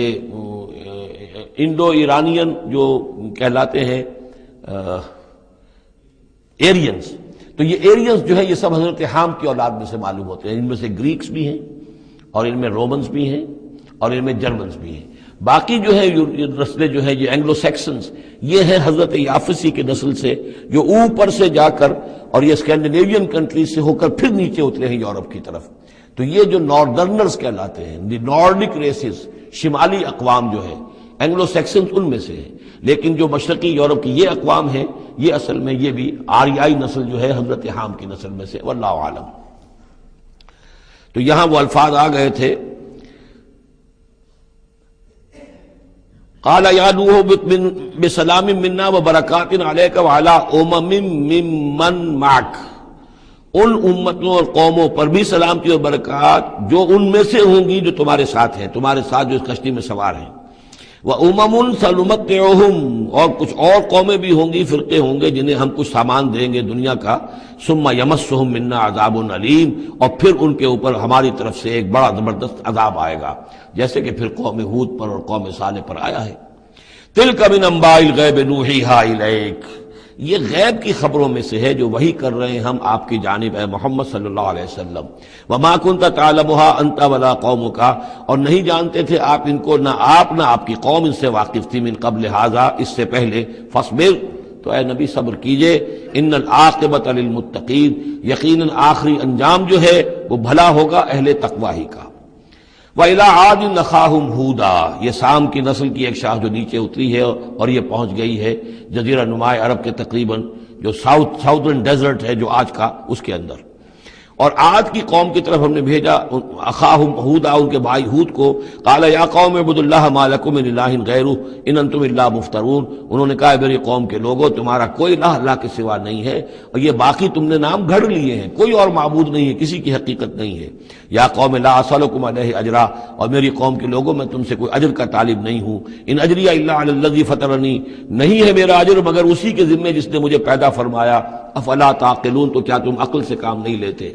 وَيَا قَوْمِ اسْتَغْفِرُوا رَبَّكُمْ، اور میری قوم کے لوگوں اللہ سے استغفار کرو، اپنے گناہوں کی معافی چاہو، توبہ کرو، اس شرک کو اور بت پرستی کو چھوڑو، ثُمَّ تُوبُوا إِلَيْهِ، پھر اس کی جناب میں رجوع کرو، يُرْسِلِ السَّمَاءَ عَلَيْكُمْ مِدْرَارًا، وہ آسمان سے تم پر چھاجوں پانی برسائے گا، وَيَزِدْكُمْ قُوَّةً إِلَىٰ قُوَّتِكُمْ، اور تمہاری جو قوت اس نے عطا کی ہوئی ہے اس میں اور قوت کا اضافہ فرمائے گا، وَلَا تَتَوَلَّوْا مُجْرِمِينَ، لیکن یہ کہ روگردانی نہ کرو مجرموں کی طرح اور مجرم بن کر۔ قالوا یا ہود ما جئتنا ببینہ، انہوں نے کہا کہ اے ہود دیکھو تم کوئی ہمارے پاس سند لے کر نہیں آئے، کوئی معجزہ لے کر نہیں آئے، وما نحن بتارکی آلہتنا عن قولک، اور ہم نہیں ہیں اپنے معبودوں کو چھوڑنے والے صرف تمہارے کہنے سے، وما نحن لک بمؤمنین، اور ہم نہیں ہیں تمہاری بات ماننے والے، ان نقول الا اعتراک بعض آلہتنا بسوء، ہم تو یہی کہتے ہیں اس کے سوا اور کچھ نہیں ہمارا خیال کہ ہمارے بعض معبودوں کی جو تم نے کوئی گستاخی کی ہے، ان کی نفی کی ہے، تو ان کی طرف سے تمہیں کوئی تکلیف پہنچ گئی ہے، یعنی تمہارا دماغی توازن ٹھیک نہیں رہا ہے، کوئی آسیب تمہیں ہو گیا ہے، تم پر پھٹکار پڑی ہے ہمارے بعض معبودوں کی۔ قال انی اشہد اللہ واشہدوا، حضرت ہود نے فرمایا دیکھو میں اللہ کو گواہ کر کے کہہ رہا ہوں اور تم بھی گواہ رہو، انی بریء مما تشرکون، کہ جن کو تم شریک ٹھہرا رہے ہو میں ان سے بری ہوں، بیزار ہوں، میرا ان سے کوئی تعلق نہیں۔ وہی بات جو حضرت ابراہیم نے فرمائی تھی کہ مجھے ان کا کوئی خوف نہیں، من دونہ ہی، اس کے سوا تم جو شرک کر رہے ہو، فکیدونی جمیعا، تو تم سب کے سب مل کر میرے خلاف جو چاہو کارروائی کر لو، کیدونی، جو چالیں چلنی چاہے چل لو، ثم لا تنظرون، مجھے کوئی مہلت نہ دو، انی توکلت علی اللہ ربی و ربکم، میں نے تو توکل کیا ہے اپنے رب پر، اللہ پر جو میرا بھی رب ہے اور تمہارا بھی رب ہے، ما من دابۃ الا هو آخذ بناصیتها، نہیں ہے کوئی بھی جاندار مگر یہ کہ اس کی پیشانی جو ہے اللہ ہی کے ہاتھ میں ہے۔ وہ دعا جو میں نے آپ کو سنائی تھی اس میں حضور کے الفاظ بھی یہ ہیں، وَنَاصِيَتِي بِيَدِكَ، اللہم انی عبدک وابن عبدک وابن امتک فی قبضتک ناصیتی بیدک ماض فی حکمک عدل فی قضاؤک۔ ہوا آخذ بناصیتها، ہر جاندار کی پیشانی اللہ کے ہاتھ میں، یعنی اس کی قسمت، اس کی تقدیر، اسے کیا ملنا ہے، اس کے ساتھ کیا ہونا، یہ سب اللہ کے ہاتھ میں ہے۔ ان ربی علی صراط مستقیم، یقیناً میرا رب تو سیدھی راہ پر ملے گا، سیدھی توحید کی راہ پر جاؤ گے تو رب کے قریب پہنچو گے۔ میرا رب جو ہے وہ عدل و انصاف کے راستے سے اور صراط مستقیم ہی سے اس تک رسائی حاصل ہو سکتی ہے۔ فَإِن تَوَلَّوْا فَقَدْ أَبْلَغْتُكُم مَّا أُرْسِلْتُ بِهِ إِلَيْكُمْ، پھر اگر تم پیٹھ موڑ لو، منہ پھیرو، انکار کرو، تو میں نے پہنچا دیا ہے تمہیں وہ پیغام جو مجھے دے کر بھیجا گیا تھا، مَا أُرْسِلْتُ بِهِ إِلَيْكُمْ۔ وَيَسْتَخْلِفُ رَبِّي قَوْمًا غَيْرَكُمْ، پھر میرا رب جو ہے تمہیں تباہ کرے گا، ختم کرے گا اور تمہاری جگہ کسی اور قوم کو لے آئے گا۔ وَلَا تَضُرُّونَهُ شَيْئًا، اور تم اس کا کچھ بگاڑ نہیں سکو گے۔ إِنَّ رَبِّي عَلَىٰ كُلِّ شَيْءٍ حَفِيظٌ، یقیناً میرا رب جو ہے ہر چیز کا نگہبان ہے۔ وَلَمَّا جَاءَ أَمْرُنَا، جب ہمارا حکم آ گیا، عذاب کا فیصلہ، نجینا ہودا والذین آمنوا معہ، ہم نے نجات دے دی، بچا لیا ہود کو اور ان کو جو اس کے ساتھ ایمان لائے تھے، برحمت منا، اپنی رحمت سے، ونجیناہم من عذاب غلیظ، اور ہم نے انہیں بچا لیا ایک بہت ہی گاڑھے اور بھاری عذاب سے۔ وَتِلْكَ عَادٌ جَحَدُوا بِآيَاتِ رَبِّهِمْ، یہ تھے عاد، یہ تھی قوم، بڑی زبردست قوم، انہوں نے انکار کیا اپنے رب کی آیات کا، وَعَصَوْا رُسُلَهُ، اور انہوں نے نافرمانی کی اپنے رسولوں کی۔ یہ رسولوں سے مراد کیا ہے؟ اصل میں انبیاء تو آتے رہتے ہیں، آخر میں پھر رسول آتا ہے، چھوٹے چھوٹے، جس طریقے سے کہ اللہ تعالیٰ کی طرف سے سمجھانے کے لیے ان کے معلمین کی حیثیت سے، تو وہاں پہ ان کو بھی رسول کہہ دیا گیا۔ جیسا کہ میں نے کہا تھا قرآن مجید میں یہ الفاظ ایک دوسرے کی جگہ آ جاتے ہیں۔ وَاتَّبَعُوا أَمْرَ كُلِّ جَبَّارٍ عَنِيدٍ، انہوں نے رسولوں کی تو نافرمانی کی اور پیروی کی ان کے حکم کی جو سرکش تھے اور مخالف تھے۔ وَأُتْبِعُوا فِي هَذِهِ الدُّنْيَا لَعْنَةً، اور ان کے پیچھے لگا دی گئی اس دنیا میں بھی لعنت، وَيَوْمَ الْقِيَامَةِ، اور قیامت کے دن کے لیے بھی۔ أَلَا إِنَّ عَادًا كَفَرُوا رَبَّهُمْ، آگاہ ہو جاؤ قوم عاد نے اپنے رب کا کفر کیا تھا۔ أَلَا بُعْدًا لِعَادٍ قَوْمِ هُودٍ، سن لو پھٹکار ہے عاد پر جو قوم ہود تھی، جس کی طرف حضرت ہود علیہ السلام کو بھیجا گیا۔ وَإِلَىٰ ثَمُودَ أَخَاهُمْ صَالِحًا، اب ان میں سے جو لوگ بچے تھے وہ پھر آگے وسطی علاقے کی طرف گئے ہیں اور وہاں ہجر کے علاقے میں جا کے آباد ہوئے، وہاں سمود نام کی ایک بڑی قوم ابھری، اور ان کے اندر بھی جب پھر وہی خرابیاں آ گئیں، وہی شیطان نے ان کو پٹی پڑھائی، وہی بت پرستی شروع ہو گئی، وہی ان کے معبود ہو گئے، تراش لیے انہوں نے۔ تو إِلَىٰ ثَمُودَ أَخَاهُمْ صَالِحًا، سمود کی طرف ہم نے بھیجا ان کے بھائی صالح کو۔ قال یا قوم اعبدوا اللہ ما لکم من الہ غیرہ، انہوں نے فرمایا کہ اے میری قوم کے لوگو، اللہ کی بندگی کرو، تمہارا کوئی معبود اس کے سوا نہیں ہے۔ هو انشاکم من الارض، اس نے تمہیں زمین سے اٹھایا ہے، ابھارا ہے، بنایا ہے زمین سے، واستعمرکم فیہا، اور اس میں تم کو آباد کیا ہے، فاستغفروہ، تو اس سے استغفار کرو، اس سے اپنے گناہ بخشواؤ، ثم توبوا الیہ، اور پھر اس کی جانب میں رجوع کرو۔ ان ربی قریب مجیب، یقین میرا رب قریب ہے اور دعا کا قبول کرنے والا ہے۔ قالوا یا صالح قد کنت فینا مرجوا، انہوں نے کہا ہے صالح تم سے تو ہماری بڑی امیدیں وابستہ تھی۔ ظاہر بات ہے کہ ایک شخص جو ہے جس کو اللہ چنتا تھا اپنے اخلاق میں، سمجھ میں، فہم میں، فطانت میں، وہ ممتاز ہوتے تھے، تو ہم سمجھتے تھے تم آباء و اجداد کا نام روشن کرو گے۔ یہ تم نے کیا کیا؟ تم نے تو کہنا شروع کر دیا کہ آباء و اجداد کے جو طریقے ہیں یہ غلط ہیں، ان کا دین غلط ہے، ان کے عقیدے غلط ہیں، ان کے معبود جن کو ہمارے آباء و اجداد پوجتے آئے ان کی کوئی حقیقت نہیں۔ ہم توقع کرتے تھے کہ تم قوم کا نام روشن کرو گے، تم آباء و اجداد کے لیے عزت کا، ان کے لیے مزید جو ہے دنیا کے اندر ان کے ناموری کا سبب ذریعہ بنو گے۔ قالوا یا صالح قد کنت فینا مرجوا، تم سے تو ہمیں بہت سی امیدیں تھی، قبل ھذا، اس سے پہلے، اتنہانا نعبد ما یعبد آباؤنا، یہ کیا ہوا تم ہمیں روک رہے ہو ان چیزوں کو پوجنے سے کہ جن کو ہمارے آباء و اجداد پوجتے تھے۔ وَإِنَّنَا لَفِي شَكٍّ مِّمَّا تَدْعُونَا إِلَيْهِ مُرِيبٍ، اور یقیناً جس چیز کی طرف تم ہمیں بلا رہے ہو اس کے بارے میں ہمیں شکوک و شبہات ہیں، ہمارا دل اس پر ٹھکتا نہیں ہے۔ قَالَ يَا قَوْمِ أَرَأَيْتُمْ إِن كُنتُ عَلَىٰ بَيِّنَةٍ مِّن رَّبِّي، وہی بات انہوں نے کہی، اے میری قوم کے لوگوں سوچو،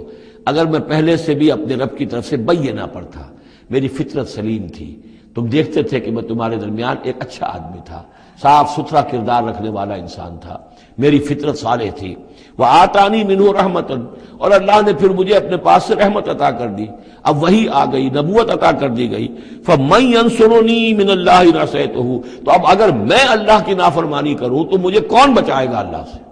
کون اس کی پکڑ سے مجھے بچا سکے گا؟ فما تزیدوننی غیر تقصیر، تو تم تو اضافہ نہیں کرو گے میرے لیے مگر خسارے کے اندر۔ تم چاہتے ہو کہ میں اپنی اس چیز کو چھوڑ کر اور آباء و اجداد کا نام لوں اور ان کے معبودوں کو پوجنا شروع کر دوں، تو تم تو میری تباہی کے در پہ ہو۔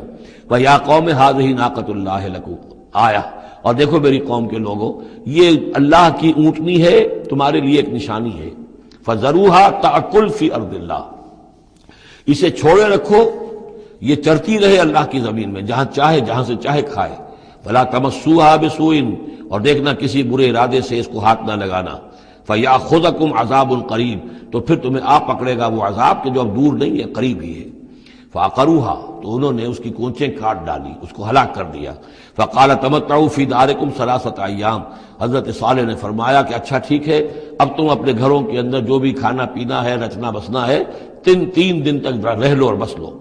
ذَلِكَ وَعْدٌ غَيْرُ مَكْذُوبٍ، یہ وہ وعدہ ہے کہ جو جھوٹا ثابت نہیں ہوگا۔ فَلَمَّا جَاءَ أَمْرُنَا، تو جب ہمارا وہ فیصلہ آ گیا، ہماری بات آ گئی، ہمارا حکم پہنچ گیا، نجینا صالحا والذین آمنوا معہ، ہم نے نجات دی صالح کو بھی اور ان لوگوں کو جو ان کے ساتھ ایمان لائے تھے، برحمت منا، اپنی خاص رحمت سے، ومن خزی یومئذ، اور اس دن کی رسوائی سے اللہ ہم نے انہیں بچا لیا۔ ان ربک هو القوی العزیز، یقیناً آپ کا پروردگار زور والا ہے، زبردست ہے۔ وَأَخَذَ الَّذِينَ ظَلَمُوا الصَّيْحَةُ، اور ان ظالموں کو، مشرکوں کو، کافروں کو پکڑ لیا ایک ہولناک آواز نے، ایک چنگھاڑ آئی، فَأَصْبَحُوا فِي دِيَارِهِمْ جَاثِمِينَ، تو وہ اپنے گھروں کے اندر اوندھے پڑے رہ گئے، كَأَن لَّمْ يَغْنَوْا فِيهَا، ایسے ہو گئے جیسے کبھی یہاں آباد تھے ہی نہیں، کبھی یہاں کوئی رہتا تھا ہی نہیں۔ أَلَا إِنَّ ثَمُودَ كَفَرُوا رَبَّهُمْ، آگاہ ہو جاؤ، سمود نے اپنے رب کا کفر کیا۔ الا بعدا لثمود، آگاہ ہو جاؤ، پھٹکار ہے سمود پر۔ وَلَقَدْ جَاءَتْ رُسُلُنَا بِإِبْرَاهِيمَ بِالْبُشْرَىٰ، اب یہاں حضرت ابراہیم کا ذکر آ رہا ہے۔ میں نے کہا تھا کہ 3 رسول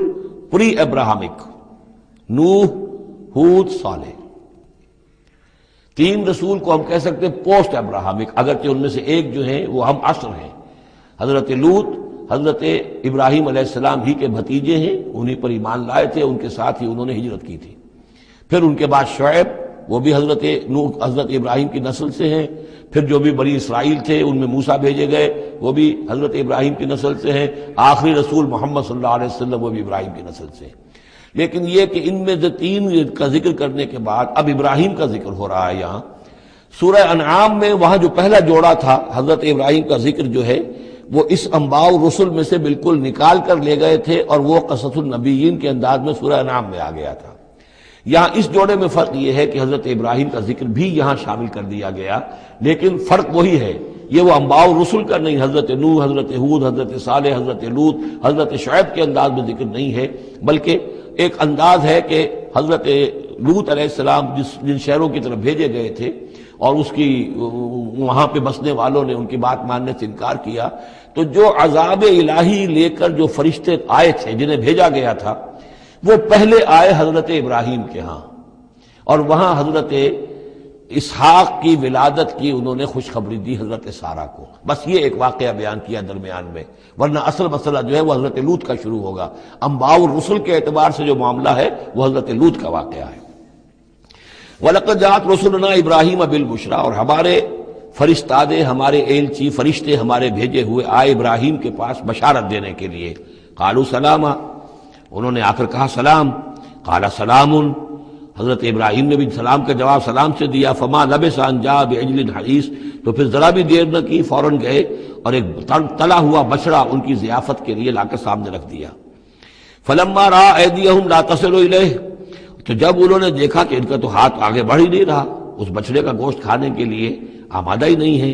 نکرہم، تو اب وہ کچھ کھٹکے دل میں کہ یہ ہیں کون۔ اس زمانے میں رواج یہ ہوتا تھا کہ دشمن جب آتے تھے کسی کو قتل کرنے کے لیے تو اس کا نمک نہیں چکھتے تھے،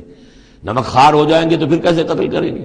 تو ایک تو اندیشہ یہ ہوا کہ یہ کسی برے ارادے سے آئے ہیں جو میری یہ ضیافت قبول نہیں کر رہے۔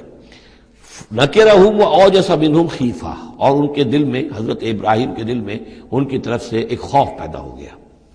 قالوا لا تخف، انہوں نے کہا نہیں آپ ڈریے نہیں، انا ارسلنا الی قوم لوط، اصل میں تو اللہ کے ہم فرشتے ہیں، بھیجے گئے ہیں قوم لوط کی طرف۔ اب وہ آخری فیصلہ اس کا جو ہے وہ ہمیں چکانا ہے۔ وامرأتہ قائمۃ فضحکت، ادھر کہیں حضرت سارہ بھی پیچھے کہیں کھڑی ہوئی ہوں گی پردے کے پیچھے، وہ اس پر ہنس پڑی۔ مطلب یہ کہ حضرت ابراہیم کی جو حالت انہوں نے دیکھی کہ میرا شوہر خوفزدہ ہو گیا تھا، تو اس کے اوپر کچھ ان کا معاملہ ہوا، فضحکت، وہ ہنسی۔ فبشرناہا باسحاق، تو ہم نے انہیں بشارت دی اسحاق کی، یعنی فرشتوں نے ان کو بشارت دی اسحاق کی۔ حضرت اسماعیل کی ولادت ہو چکی ہے، لیکن حضرت اسماعیل کو تو حضرت ابراہیم جا کر چھوڑ آئے ہیں اور وہ تو مکے میں آباد ہیں۔ حضرت سارہ کی اولاد ہوئی نہیں تھی، اصل جو خاندانی بیوی تھی ان کی وہ تو حضرت سارہ تھی۔ حضرت ہاجرہ جو ہیں وہ تو بادشاہ مصر نے ان کی خدمت میں ان کو پیش کیا تھا، اسی لیے ان کو لونڈی بھی کہہ دیتے ہیں یہ، حالانکہ وہ شہزادی تھی، وہ بادشاہ کے شاہی خاندان کی خاتون تھی حاجرہ سلام علیہا، لیکن یہ کہ یہ یہودی کہتے ہیں کہ وہ تو لونڈی تھی، کنیز تھی۔ تو چونکہ اولاد نہیں ہوئی تھی حضرت سارہ کے ہاں، تو حضرت سارہ ہی نے کہہ کر پھر حضرت ابراہیم سے کہا تھا کہ آپ تعلق قائم کریں ہاجرہ سے، شاید اللہ تعالیٰ آپ کو ہاجرہ سے اولاد دے دے۔ لیکن جب وہ اولاد ہو گئی حضرت اسماعیل، تو پھر وہ جو عورت کی ایک فطرت ہے اور مزاج ہے، تو ان کے لیے کھلنے لگی یہ بات کہ مجھے اللہ نے اولاد نہیں دی۔ اب ظاہر بات ہے کہ حضرت ابراہیم کی توجہ زیادہ ہو گئی ہوگی حضرت ہاجرہ کی طرف، اپنے بیٹے کی طرف، تو پھر وہ ذریعہ بن گیا کہ انہوں نے کہا کہ انہیں چھوڑ کر آؤ، اور اللہ کے حکم سے حضرت ابراہیم نے حضرت ہاجرہ کو اور حضرت اسماعیل کو وہاں بیت اللہ کے پاس، یا بیت اللہ جہاں بعد میں تعمیر ہونا تھا اس کی صرف بنیادیں اس وقت تھیں لیکن کوئی نشان اور نہیں تھا، وہاں چھوڑ دیا۔ اب یہاں جو ہے اولاد ہو رہی ہے، ان کی بشارت دی جا رہی ہے۔ تو حضرت اسحاق چھوٹے ہیں حضرت اسماعیل سے۔ فضاحکت فبشرناہا باسحاق ومن وراء اسحاق یعقوب، اور یہ بھی کہا کہ پھر اسحاق کے بعد اسحاق کے ہاں ایک بیٹا ہوگا یعقوب، وہ بہت ہی ہمارے ہاں اس کا درجہ بہت بلند ہوگا، یعنی بیٹے کی بشارت پھر پوتے کی بشارت۔ قالت یا ویلتا آلد وانا عجوز وہذا بالی شیخا، انہوں نے کہا ہائے میری خرابی، کہ اب میں جنوں گی جبکہ میں ہو چکی ہوں نہایت بوڑھی، اور میرا یہ شیخ جو ہے، میرا یہ جو شوہر ہے یہ بھی شیخ ہے، یہ بھی ضعیف ہے، بوڑھا ہو چکا ہے۔ ان ھذا لشیء عجیب، یہ تو بڑی عجیب بات جو آپ بتا رہے ہیں، یہ خوشخبری مجھے دے رہے ہیں اس بڑھاپے کی عمر میں کہ میرے ہاں بیٹا ہوگا۔ قالوا اتعجبین من امر اللہ، ان فرشتوں نے کہا کہ کیا آپ تعجب کرتی ہیں اللہ کے معاملے میں؟ اللہ کا فیصلہ ہے، اللہ جیسے چاہے پیدا کرے، ہم اللہ کی طرف سے خوشخبری دے رہے ہیں، اپنی طرف سے نہیں دے رہے۔ رحمت اللہ وبرکاتہ علیکم اہل البیت، اے نبی کے گھر والوں تم پر اللہ کی رحمت ہو، اس کی برکتیں ہوں۔ اب یہاں اہل البیت کو سمجھ لیجئے کس کے لیے ہے؟ حضرت سارہ کے لیے ہے۔ اہل بیت رسول ازواج مطہرات ہیں، ان کی ایکسٹینشن ہے جو حضور نے کہا ہے اللہم ہؤلاء اہل بیتی، اے اللہ یہ بھی میرے اہل بیت ہیں۔ حضرت فاطمہ، حضرت علی، حضرت حسن، حضرت حسین، وہ بھی اہل بیت میں یہ ایکسٹینشن ہے۔ اہل بیت اصلاً نبی کی بیوی، یہاں پر کس کے لیے آ رہا؟ حضرت سارہ کے لیے۔ گھر والے ہم کہتے بھی ہیں گھر والے، گھر والے کون ہوتے ہیں؟ گھر والی تو بیوی ہوتی ہے۔ قالوا اتعجبین من امر اللہ رحمت اللہ وبرکاتہ علیکم اہل البیت انہ حمید مجید، یقیناً اللہ حمید ہے اور مجید ہے، بہت بزرگ ہے، بڑائیوں والا ہے، اور اپنی ذات میں ستودہ صفات ہے۔ فلما ذهب عن ابراہیم الروع، جب ابراہیم کا خوف جاتا رہا، وجاءت البشریٰ، اور یہ بشارت پہنچ گئی، ان کے لیے خوشی کی بات تھی کہ اب سارہ کے ہاں بھی اللہ تعالیٰ بیٹا عطا کرے گا۔ یجادلنا فی قوم لوط، اب اس نے جھگڑنا شروع کر دیا ہم سے قوم لوط کے بارے میں۔ یہ مجادلہ جو ہے یہ تورات میں بڑی تفصیل سے آیا ہے کہ دیکھو تم جو جا رہے ہو، اگر اس شہر کے اندر، ان بستیوں کے اندر 50 آدمی بھی راست باز ہوں گے تو کیا کرو گے؟ کیا پھر بھی ہلاک کر دو گے؟ فرشتوں نے کہا نہیں، اگر 50 آدمی وہاں ہوئے، اگر راست باز ہوئے تو ہم ہلاک نہیں کریں گے۔ اچھا دیکھو میری کوئی حیثیت نہیں ہے، میں بہت ناچیز ہوں، لیکن میں پھر جرأت کرتا ہوں، میں اللہ سے عرض کرتا ہوں کہ اچھا ہو سکتا ہے 40 ہوں وہاں پر، تو پھر اچھا 40 بھی ہوئے تو پھر ہم ان کو بھی پھر چھوڑ دیں گے، بستیوں کے اوپر عذاب نہیں آئے گا۔ ہوتے ہوتے 5 پہ آ گئے، جس پہ کہ آخر میں کہا گیا کہ اے ابراہیم چھوڑو اب اس بات کو، اب یہ تمہارے رب کا فیصلہ آ چکا۔ وہاں ایک بھی نہیں ہے، تم 5 کی بات کر رہے ہو۔ وہاں تو سوائے حضرت لوط علیہ السلام کے خود اور ان کی 2 بیٹیوں کے اور کوئی بھی نہیں تھا کہ جو ان شہروں میں سے بچا ہو۔ تو یجادلنا فی قوم لوط، اب وہ قوم لوط کے بارے میں ہم سے جھگڑنے لگے، یعنی چونکہ وہ حلیم الطبع تھے، طبیعت میں نرمی تھی، وہی جو حضور کی طبیعت میں بھی تھی، حضرت ابوبکر کی طبیعت میں بھی تھی، اس وجہ سے انہوں نے کہا کہ عذاب سے بچنے کی کوئی شکل ہو سکے۔ ان ابراہیم لحلیم اواہ منیب، 3 الفاظ جمع کر دیے گئے۔ یقیناً ابراہیم بہت ہی حلیم بھی تھا، بہت ہی نرم دل تھا، اور بہت ہی اللہ کی جناب میں رجوع کرنے والا تھا۔ یا ابراہیم عارض عن ھذا، تو اب کہا گیا ان سے کہ ابراہیم اب چھوڑیے، اب اس بات سے آپ ذرا قطع تعلق کیجئے۔ انہ قد جاء امر ربک، یہ تو اب آپ کے رب کا فیصلہ آ چکا ہے۔ وانہم آتیہم عذاب غیر مردود، اب ان پر وہ عذاب آ کر ہی رہے گا جسے لوٹایا نہیں جا سکے گا۔ ولما جاءت رسلنا لوطا سیء بہم وضاق بہم ذرعا، تو جب آئے ہمارے یہ فرشتادے بھیجے ہوئے، ہمارے یہ پیغامبر، یہ فرشتے لوط کے پاس، سیء بہم، کہ وہاں پر یہ بھیجے گئے تھے بہت خوبصورت لڑکوں کی شکل میں، اور ان کے ہاں جو تھا معاملہ آپ کو معلوم ہے کہ جو امرت پرستی ان کے ہاں تھی اور جو سوڈمی تھی، تو یہ لڑکے خوبصورت آ گئے تو اس قوم کے لیے، تو ان کے لیے جشن ہو گیا کہ ہمارے لیے شکار آ گئے ہیں بہت اچھے، لوط کے ہاں بڑے عمدہ شکار پہنچے ہیں، لہذا وہ سب غول کے غول اب آ رہے ہیں حضرت لوط علیہ السلام کے گھر پر چڑھائی کر رہے ہیں۔ تو جب ہمارے یہ فرشتادہ، ہمارے یہ جو نوجوان لڑکوں کی شکل میں جن کو بھیجا گیا تھا فرشتوں کو، جب پہنچے حضرت لوط کے پاس، سیء بہم، وہ ان کو دیکھ کر بہت غمگین ہوا کہ یہ بڑا میرے لیے وَضَاقَ بِهِمْ ذَرْعًا، ان کا دل بڑا تنگ ہوا، وَقَالَ هَذَا يَوْمٌ عَصِيبٌ، اور انہوں نے کہا یہ تو میرے لیے بڑا سختی کا دن آ گیا ہے، میرے پاس اتنی طاقت نہیں ہے کہ میں ان بدبختوں کا مقابلہ کر سکوں، اپنے ان مہمانوں کو ان کی دست برد سے میں بچا سکوں۔ اور وہ لوگ جو ہیں جانتے تھے جس قسم کی خبیث ان کی تباہی ہو چکی تھی کہ وہ کسی اپیل اور کسی دلیل سے باز آنے والے نہیں ہیں، تو اس سے ان کے دل کے اندر جو ہے وہ ایک عجیب کیفیت پیدا ہوئی۔ سیء بہم وضاق بہم ذرعا وقال ھذا یوم عصیب وجاءہ قومہ یہرعون الیہ، اور اب آئی اس کی قوم اس کے پاس والہانہ دوڑتی ہوئی، بڑے خوشی سے ناچتے ہوئے آ رہے ہیں کہ آج تو ہمارے لیے جو ہے وہ بہت ہی عمدہ شکار پہنچ گیا ہے۔ وَمِن قَبْلُ كَانُوا يَعْمَلُونَ السَّيِّئَاتِ، اور وہ پہلے ہی سے ان گندے کاموں کے اندر ملوث تھے۔ قَالَ يَا قَوْمِ هَؤُلَاءِ بَنَاتِي هُنَّ أَطْهَرُ لَكُمْ، حضرت لوط نے فرمایا کہ دیکھو میری قوم کے لوگوں، میری بیٹیاں موجود ہیں، وہ تمہارے لیے بہت پاکیزہ ہیں۔ اس کے دو معنی کیے گئے، ایک تو یہ کہ بیٹیوں سے مراد ہے کہ جو تمہاری بیویاں ہیں وہ میری بیٹیوں کے مانند ہیں۔ نبی جو ہوتا ہے وہ گویا کہ قوم کے لیے والد کی جگہ ہے، جیسے کہ قرآن مجید میں وَأَزْوَاجُهُ أُمَّهَاتُهُمْ، حضور کی تمام ازواج جو ہیں وہ پوری امت کے لیے ماؤں کے درجے میں ہیں، تو گویا کہ میری بیٹیاں ہیں، اللہ نے تمہارے لیے ان کو پیدا کیا ہے، تمہارے لیے جوڑا بنایا ہے، وہ پاک جو ہے تمہارے لیے راستہ اپنی شہوت کی کے تقاضے کو پورا کرنے کے لیے صحیح راستہ اس کو چھوڑ کر، اور یہ بھی ہو سکتا ہے کہ انہوں نے اپنی بیٹیوں ہی کو پیش کیا ہو کہ تمہیں اگر کرنا ہی ہے تو نکاح کر لو، میں اپنی بیٹیاں تمہیں نکاح میں دینے کو تیار ہوں، لیکن میرے جو یہ مہمان ہیں ان کے بارے میں مجھے رسوا نہ کرو۔ قال یا قوم هؤلاء بناتی هن اطہر لکم فاتقوا اللہ ولا تخزون فی ضیفی، تو اللہ کا خوف کرو اور دیکھو مجھے میرے مہمانوں کے معاملے میں رسوا مت کرو۔ الیس منکم رجل رشید، کیا تم میں کوئی ایک آدمی بھی شریف اور کوئی ایک آدمی بھی نیک چلن نہیں رہا؟ یعنی کوئی تو تم میں سے ایسا نکل آتا جو میرا ساتھ دیتا، جو میری ہاں میں ہاں ملاتا، تم میں تو معلوم ہوتا کہ کوئی ایک شخص بھی شریف النفس باقی نہیں رہا۔ قالوا لقد علمت ما لنا فی بناتک من حق، انہوں نے کہا کہ اے لوط تمہیں خوب معلوم ہے تمہاری بیٹیوں پر ہمارا کوئی حق نہیں ہے۔ اس سے معلوم ہوتا ہے وہ دوسری ہی بات ہی زیادہ راجح ہے۔ وَإِنَّكَ لَتَعْلَمُ مَا نُرِيدُ، اور تم خوب جانتے جو ہم چاہتے ہیں، یعنی باتیں مت بناؤ، ہماری توجہ جو ہے ادھر ادھر لے جانے کی کوشش نہ کرو، تم جانتے ہو ہم جو چاہتے ہیں، جس کے لیے ہم حاضر ہوئے ہیں، جس کے لیے ہم پہنچے ہیں۔ قَالَ لَوْ أَنَّ لِي بِكُمْ قُوَّةً، انہوں نے کہا کاش کہ میرے پاس تمہارے مقابلے کے لیے کوئی طاقت ہوتی، او آوی الی رکن شدید، یا وہ کوئی قلعہ ایسا ہوتا جس میں مضبوط میں جا کر پناہ لے لیتا اور تم سے اپنے آپ کو اور اپنے مہمانوں کو بچا لیتا۔ یہاں ہے اصل میں حضور صلی اللہ علیہ وسلم کی ایک حدیث میں الفاظ آئے ہیں، یرحم اللہ لوطا لقد کان یاوی الی رکن شدید، اللہ تعالیٰ رحم فرمائے لوط پر، وہ ایک مضبوط قلعے میں تھے، اللہ تعالیٰ کی حفاظت تو انہیں حاصل تھی،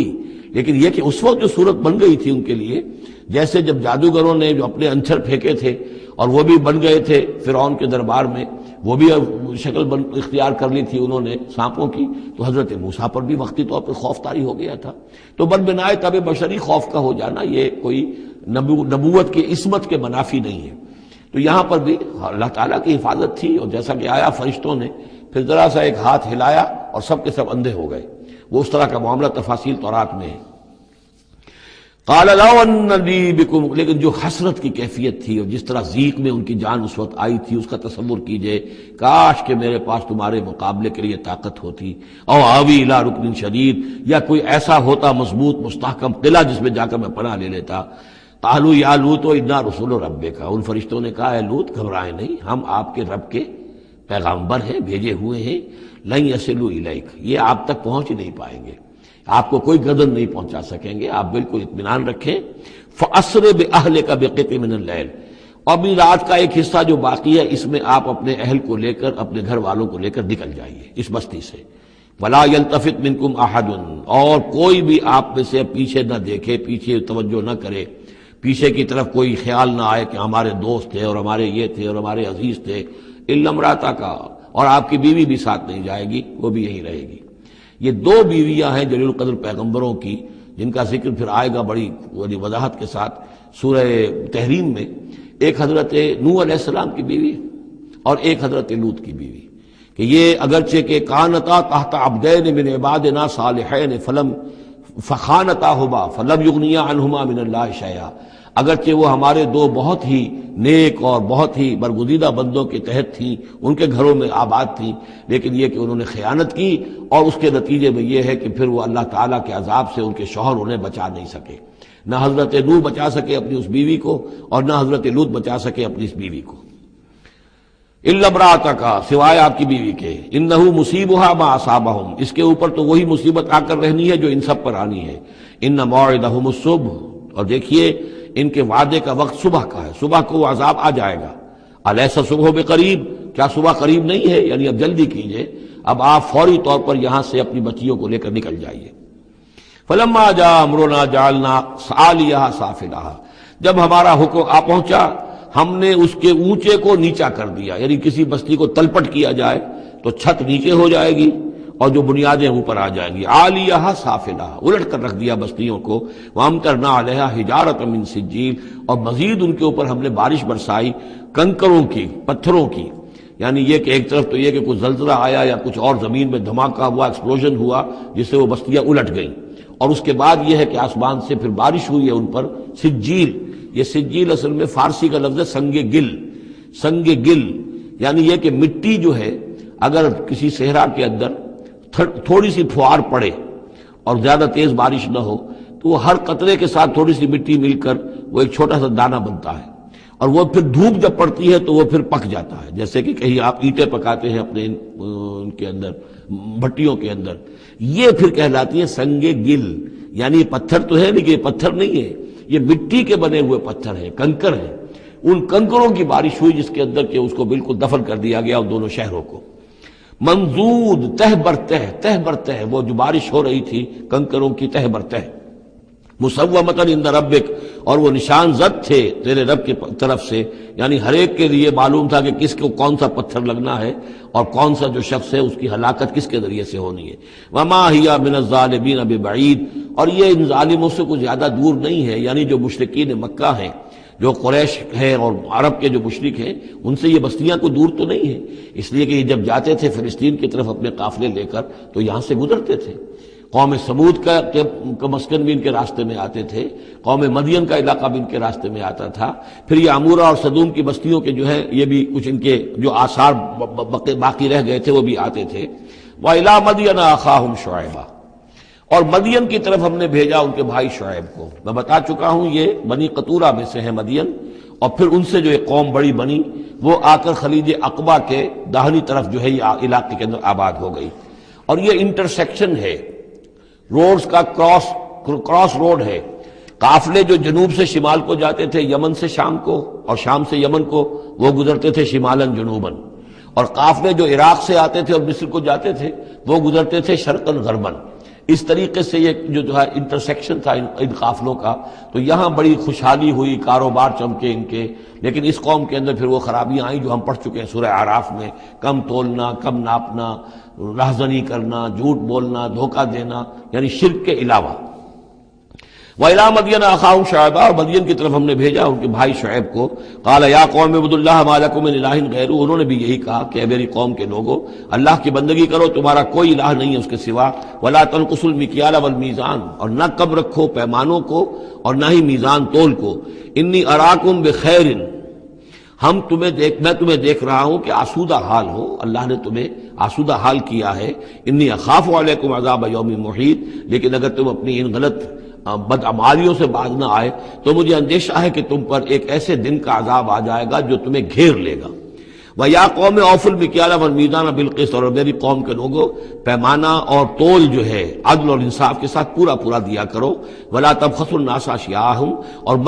مت کم کیا کرو، گھٹایا کرو لوگوں کے لیے ان کے سامان۔ وَلَا تَعْثَوْا فِي الْأَرْضِ مُفْسِدِينَ، اور نہ ہی زمین میں فساد بچاتے پھرو۔ بقیت اللہ خیر لکم، جو بھی اللہ کی طرف سے بچت ہو جائے، صحیح صحیح تولو، صحیح صحیح ناپو، پھر جو بچ جائے تو گویا کہ وہ اللہ تعالیٰ کی طرف سے تمہیں ایک نفع ہے جو اللہ نے دیا ہے۔ تو جو بھی صحیح تجارت کرتے ہوئے بچت ہو جائے، نفع ہو جائے، وہ بقیت اللہ ہے۔ بقیت اللہ خیر لکم ان کنتم مؤمنین، اگر تم مومن ہو، اگر مانتے ہو میری بات کو، ماننے والے ہو تو وہ تمہارے لیے بہتر ہے۔ وما انا علیکم بحفیظ، لیکن میں تمہارے اوپر کوئی نگران اور نگہبان نہیں ہوں، میں ٹھیکیدار نہیں ہوں، میرا کوئی زور تم پر نہیں چل رہا، میں تمہیں سمجھا رہا ہوں اور نیکی کی تلقین کر رہا ہوں۔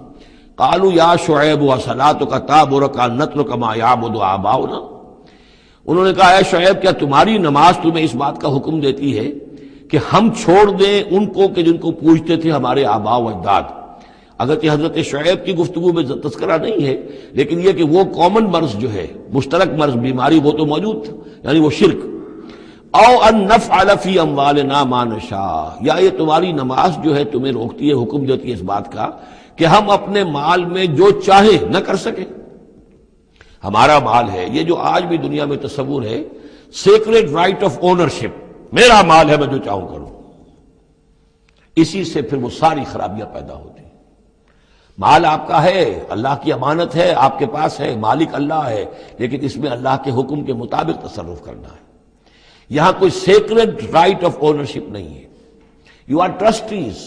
یہ امانت چند روزہ نزد ماست، در حقیقت مالک ہر شے خداست۔ یہ تو چند دن کی ایک امانت ہے تو ہمارے پاس جو ہے، ورنہ حقیقت میں تو مالک حقیقی ہر شے کا اللہ ہے۔ تو جب انسان مالک اپنے آپ کو سمجھتا ہے فی اموالنا، تو پھر ما نشاء، جو ہم چاہیں گے کریں گے۔ اور نفعل فی اموالنا ما نشاء، تو تم ہمیں روکنا چاہتے ہو اس چیز سے۔ تمہاری نماز اور دینداری جو ہے، اس نے تمہیں یہی سکھایا ہے کہ ایک تو ہمارے معبودوں سے ہمیں برگشتہ کرو، اور دوسرے یہ کہ ہمیں یہ کہو یہ کرو یہ نہ کرو۔ ہمارے مال ہیں، ہم جیسے چاہیں گے اس کے اندر معاملہ کریں گے۔ انک لانت الحلیم الرشید، ہاں ایک ہی تم ہی تو رہ گئے ہو کہ جو بہت نیک ہو، باوقار ہو، باقی تم ہم پر تنقیدیں کر رہے ہو، ہمیں کہہ رہے ہو کہ ہم غلط کام کر رہے ہیں۔ قال یا قوم ارأیتم ان کنت علی بینۃ من ربی، انہوں نے وہی بات فرمائی میری قوم کے لوگوں، سوچو اگر میں پہلے سے بھی اپنے رب کی طرف سے بینہ پر تھا، میری فطرت صحیح تھی، میرا کردار صحیح تھا، میں تمہارے ہاں ایک نیک انسان کی حیثیت سے معروف تھا، جیسے حضور الصادق الامین کی حیثیت سے متعارف تھے، وَرَزَقَنِي مِنْهُ رِزْقًا حَسَنًا، اور اللہ تعالیٰ نے اور اپنے پاس سے مجھے اچھا رزق دیا ہے، وحی آئی ہے، نبوت مجھے مل گئی ہے، وَمَا أُرِيدُ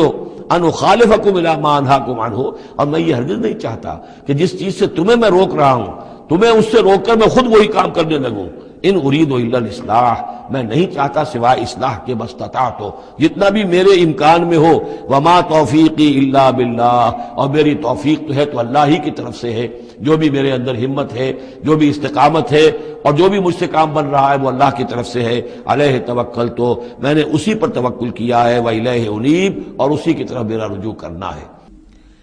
وَيَا قَوْمِ لَا يَجْرِمَنَّكُمْ شِقَاقِي أَن يُصِيبَكُم مِّثْلُ مَا أَصَابَ قَوْمَ نُوحٍ أَوْ قَوْمَ هُودٍ أَوْ قَوْمَ صَالِحٍ وَمَا قَوْمُ لُوطٍ مِّنكُمْ بِبَعِيدٍ صدق اللہ العظیم۔ رب اشرح لي صدری ويسر لي أمری واحلل عقدة من لسانی يفقهوا قولی۔ اللهم ربنا ألهمنا رشدنا وأعذنا من شرور أنفسنا، اللهم أرنا الحق حقا وارزقنا اتباعه وأرنا الباطل باطلا وارزقنا اجتنابه، اللهم ربنا آنس وحشتنا في قبورنا وارحمنا بالقرآن العظيم، اللهم اجعله لنا إماما ونورا وهدى ورحمة، اللهم ذكرنا منه ما نسينا وعلمنا منه ما جهلنا، وارزقنا تلاوته آناء الليل وآناء النهار واجعله لنا حجة يا رب العالمين آمین۔ رمضان مبارک کا پہلا عشرہ مکمل ہو جانا آپ سب حضرات کو مبارک ہو۔ آج کے شب سے دوسرا عشرہ شروع ہو رہا ہے۔ پہلے عشرے کو حضور نے عشرہ رحمت قرار دیا ہے، اور یہ عشرہ مغفرت ہے۔ سورہ ہود کے 8ویں رکوع میں جو مضمون چل رہا تھا، حضرت شعیب علیہ السلام اور ان کی قوم کے مابین جو رد و قدح کی تفصیل بیان ہو رہی تھی، اس میں ایک اہم نقطہ آیا ہے، وَيَا قَوْمِ لَا يَجْرِمَنَّكُمْ شِقَاقِي، اور دیکھو اے میری قوم کے لوگوں، تمہیں میری دشمنی، میرا ذاتی بغض اس بات پر آمادہ نہ کر دے کہ تمہارا وہ انجام ہو جائے ان یصیبکم مثل ما اصاب قوم نوح، کہ تم پر بھی وہی عذاب آئے اللہ کا جیسا کہ آیا تھا قوم نوح پر، او قوم ہود، او قوم ہود، یا جو آیا تھا قوم ہود پر، او قوم صالح، یا جو آیا تھا قوم صالح پر، لوط منکم ببعید، اور قوم لوط تو تم سے زیادہ دور بھی نہیں۔ یہ چار جو ہیں قوموں کے اوپر عذاب آ چکا تھا حضرت شعیب علیہ السلام کی قوم پر عذاب آنے سے پہلے، حضرت نوح، حضرت ہود، اور جہاں جن شہروں تک حضرت لوط علیہ السلام بھیجے گئے، یعنی سدوم اور عامورہ کی بستیاں، اور یہ جو بستیاں تھیں دونوں جن پر عذاب آیا ہے، بعید ہونے کا معاملہ ان کا دونوں اعتبار سے ہے، زمانی اعتبار سے بھی، مکانی اعتبار سے بھی۔ جغرافیے میں بھی ہم نے دیکھ لیا کہ خلیج عقبہ کے مشرقی ساحل کے ساتھ جو ہے علاقہ جو ہے یہ تھا کہ جو اصحاب مدین کا ہے، جن میں شعیب بھیجے گئے، ان سے ذرا ہٹ کر مشرق میں جو ہے بحیرہ بردار ہے، اور بحیرہ بردار کے ساحل کے اوپر یہ شہر آباد تھے۔ تو جغرافیائی اور زمینی اعتبار سے بھی فاصلہ نہیں ہے، زمانی اعتبار سے بھی زیادہ فصل نہیں ہے۔ اور اگرچہ بعض لوگوں کا خیال یہ ہے کہ حضرت موسیٰ علیہ السلام جب مدین گئے تھے مصر سے، اپنی جان بچا کر نکلے تھے، تو پھر وہاں جس شیخ کے پاس وہ رہے ہیں اور جس کی بیٹی سے پھر انہوں نے شادی کی ہے، اس کے بارے میں لوگوں نے یہ خیال ظاہر کیا کہ وہ حضرت شعیب تھے۔ مجھے اس سے سختی سے اختلاف ہے، اور مجھے ان لوگوں کی رائے سے اتفاق ہے جو سمجھتے ہیں کہ یہ ممکن ہی نہیں ہے۔ حضرت شعیب کی قوم کے اوپر جو عذاب آ چکا تھا، اس کے بعد جو لوگ بچے کھچے وہاں آباد تھے، ان میں کوئی نیک آدمی تھا کہ جس کے پاس حضرت موسیٰ علیہ السلام کا جانا ہوا ہے۔ لیکن یہ کہ بہرحال اتنا فصل کوئی ہزاروں برس کا نہیں ہے ان کے مابین، سینکڑوں برس کا بھی شاید نہ ہو، قریب کا ہے معاملہ، زمانی اعتبار سے بھی اور زمینی اعتبار سے بھی۔ اب جو نقطہ اس میں اہم ہے وہ یہ ہے کہ بسا اوقات کسی شخص کو کسی داعی حق سے ذاتی پرخاش ہوتی ہے، کوئی ذاتی بغض ہے، کوئی ذاتی دشمنی ہے، کسی سبب سے ہے، اس کے نفسیاتی اسباب ہو سکتے ہیں اور بہت سے اسباب ہو سکتے ہیں،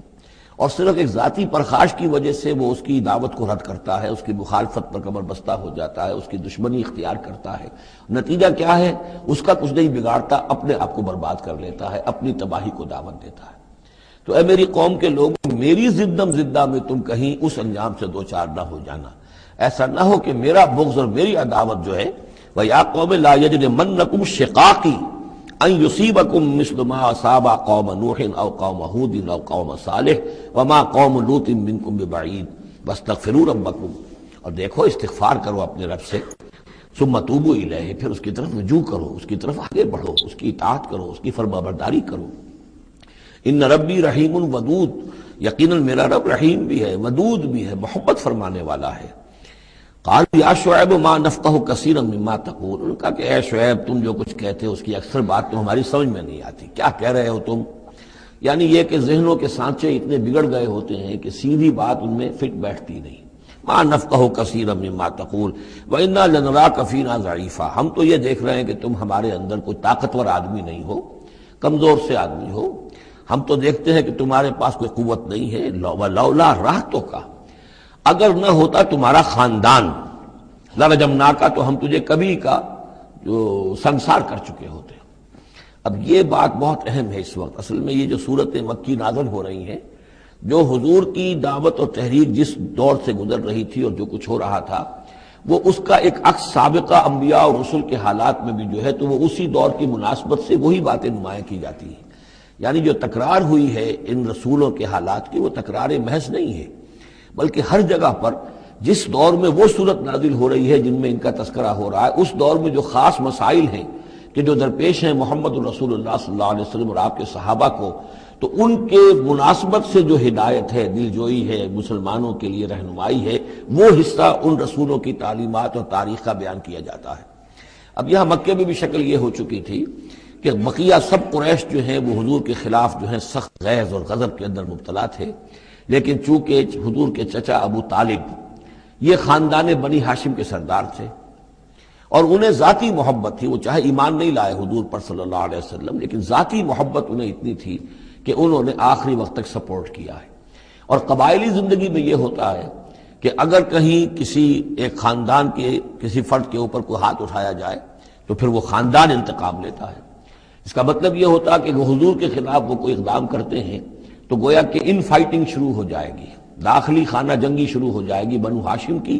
ان لوگوں کے خلاف کہ جو ہم حضور کو کوئی غضب پہنچائیں، نقصان پہنچائیں۔ یہ تحفظ ملا ہوا تھا محمد الرسول اللہ صلی اللہ علیہ وسلم کو اللہ تعالیٰ کی طرف سے۔ اگر خدا نہ خواستہ ابو لہب ہوتا اس سردار، تو کبھی کا حضور کے خلاف کوئی نہ کوئی اقدام وہ کر چکے ہوتے، لیکن چونکہ خاندان بنی ہاشم کی سرداری اس وقت تھی ابو طالب کے پاس، اور انہیں دلچسپی تھی اور محبت تھی، شفقت تھی حضور کے ساتھ، بلکہ کچھ عرصہ جو ہے حضور ان کے سائے عاطفت کے اندر انہوں نے گزارا بھی تھا۔ اس وجہ سے تو یہ نقشہ دکھایا جا رہا ہے کہ آج قریش کے مقابلے میں جس طریقے سے کہ بنو ہاشم کی سپورٹ اور حفاظت جو ہے وہ حضور کے لیے اللہ تعالیٰ نے اسے قلعہ بنا دیا ہے، یہی معاملہ اس وقت تھا کہ حضرت شعیب کا بھی خاندان ان کا پشت بنا تھا۔ وَلَوْلَا رَحْتُكَ، اگر تمہارا خاندان تمہارا پشت بنا نہ ہوتا اور تمہارا ساتھ نہ دے رہا ہوتا، لَرَجَمْنَاكَ، ہم کبھی کہ تمہیں سنسار کر چکے ہوتے۔ وَمَا أَنْتَ عَلَيْنَا بِعَزِيزٍ، اور ذاتی طور پر تم ہم پر کوئی بھاری نہیں ہو، تو تمہاری کوئی حیثیت نہیں ہے۔ قَالَ يَا قَوْمِ رَحْتِي أَعَزُّ عَلَيْكُم مِّنَ اللَّهِ، انہوں نے کہا اے میری قوم کے لوگوں، کیا میرا یہ خاندان تم پر زیادہ بھاری ہے اللہ سے؟ میرا پشت بنا تو حقیقتاً اللہ ہے، تم اللہ سے نہیں ڈرتے، میرے خاندان سے ڈرتے ہو۔ اَرَحْتِي أَعَزُّ عَلَيْكُم مِّنَ اللَّهِ وَاتَّخَذْتُمُوهُمْ وَرَاءَكُمْ ظِهْرِيًّا، اللہ کو تو تم نے اپنی پیٹھوں کے پیچھے پھینکا ہوا ہے، بلایا ہوا ہے۔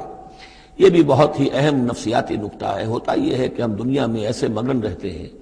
کہ اللہ کو ماننے کا عقیدہ تو ہے، لیکن اللہ مستحضر نہیں رہتا، یاد نہیں رہتا۔ یہ ہمارا پورا دنیا کا کاروبار چل رہا ہے، کاز اینڈ ایفیکٹ، علل ہیں، اسباب ہیں، ان کے نتائج نکل جاتے ہیں۔ تو جو کاز اینڈ ایفیکٹ کا جو سلسلہ چل رہا ہے، ہم اس میں اتنے گم ہوتے ہیں کہ مسبب الاسباب جو ہے وہ نگاہوں کے سامنے رہتا ہی نہیں۔ یا یہ کہ ہم اپنے کاموں میں اتنے مشغول ہیں، اپنے کام و دہن کی لذت جو ہے وہی ہمیں جو ہے کوئی فرصت نہیں لینے دیتی، یا یہ کہ بنیادی ضروریات جو ہے وہی ہمیں جو ہے اب کوئی فارغ نہیں ہونے دیتی، لہذا ہم گم ہو جاتے ہیں۔ کافر کی یہ پہچان کہ آفاق میں گم ہے، اور مومن کی یہ پہچان کہ گم اس میں ہے آفاق۔ لیکن یہ کافر کا معاملہ کیا ہوتا ہے؟ اللہ کو مانتے تو وہ بھی تھے، مانتے تھے مشرکین مکہ بھی، مانتے تو سب تھے اللہ کو، لیکن یہ کہ اللہ کو تو انہوں نے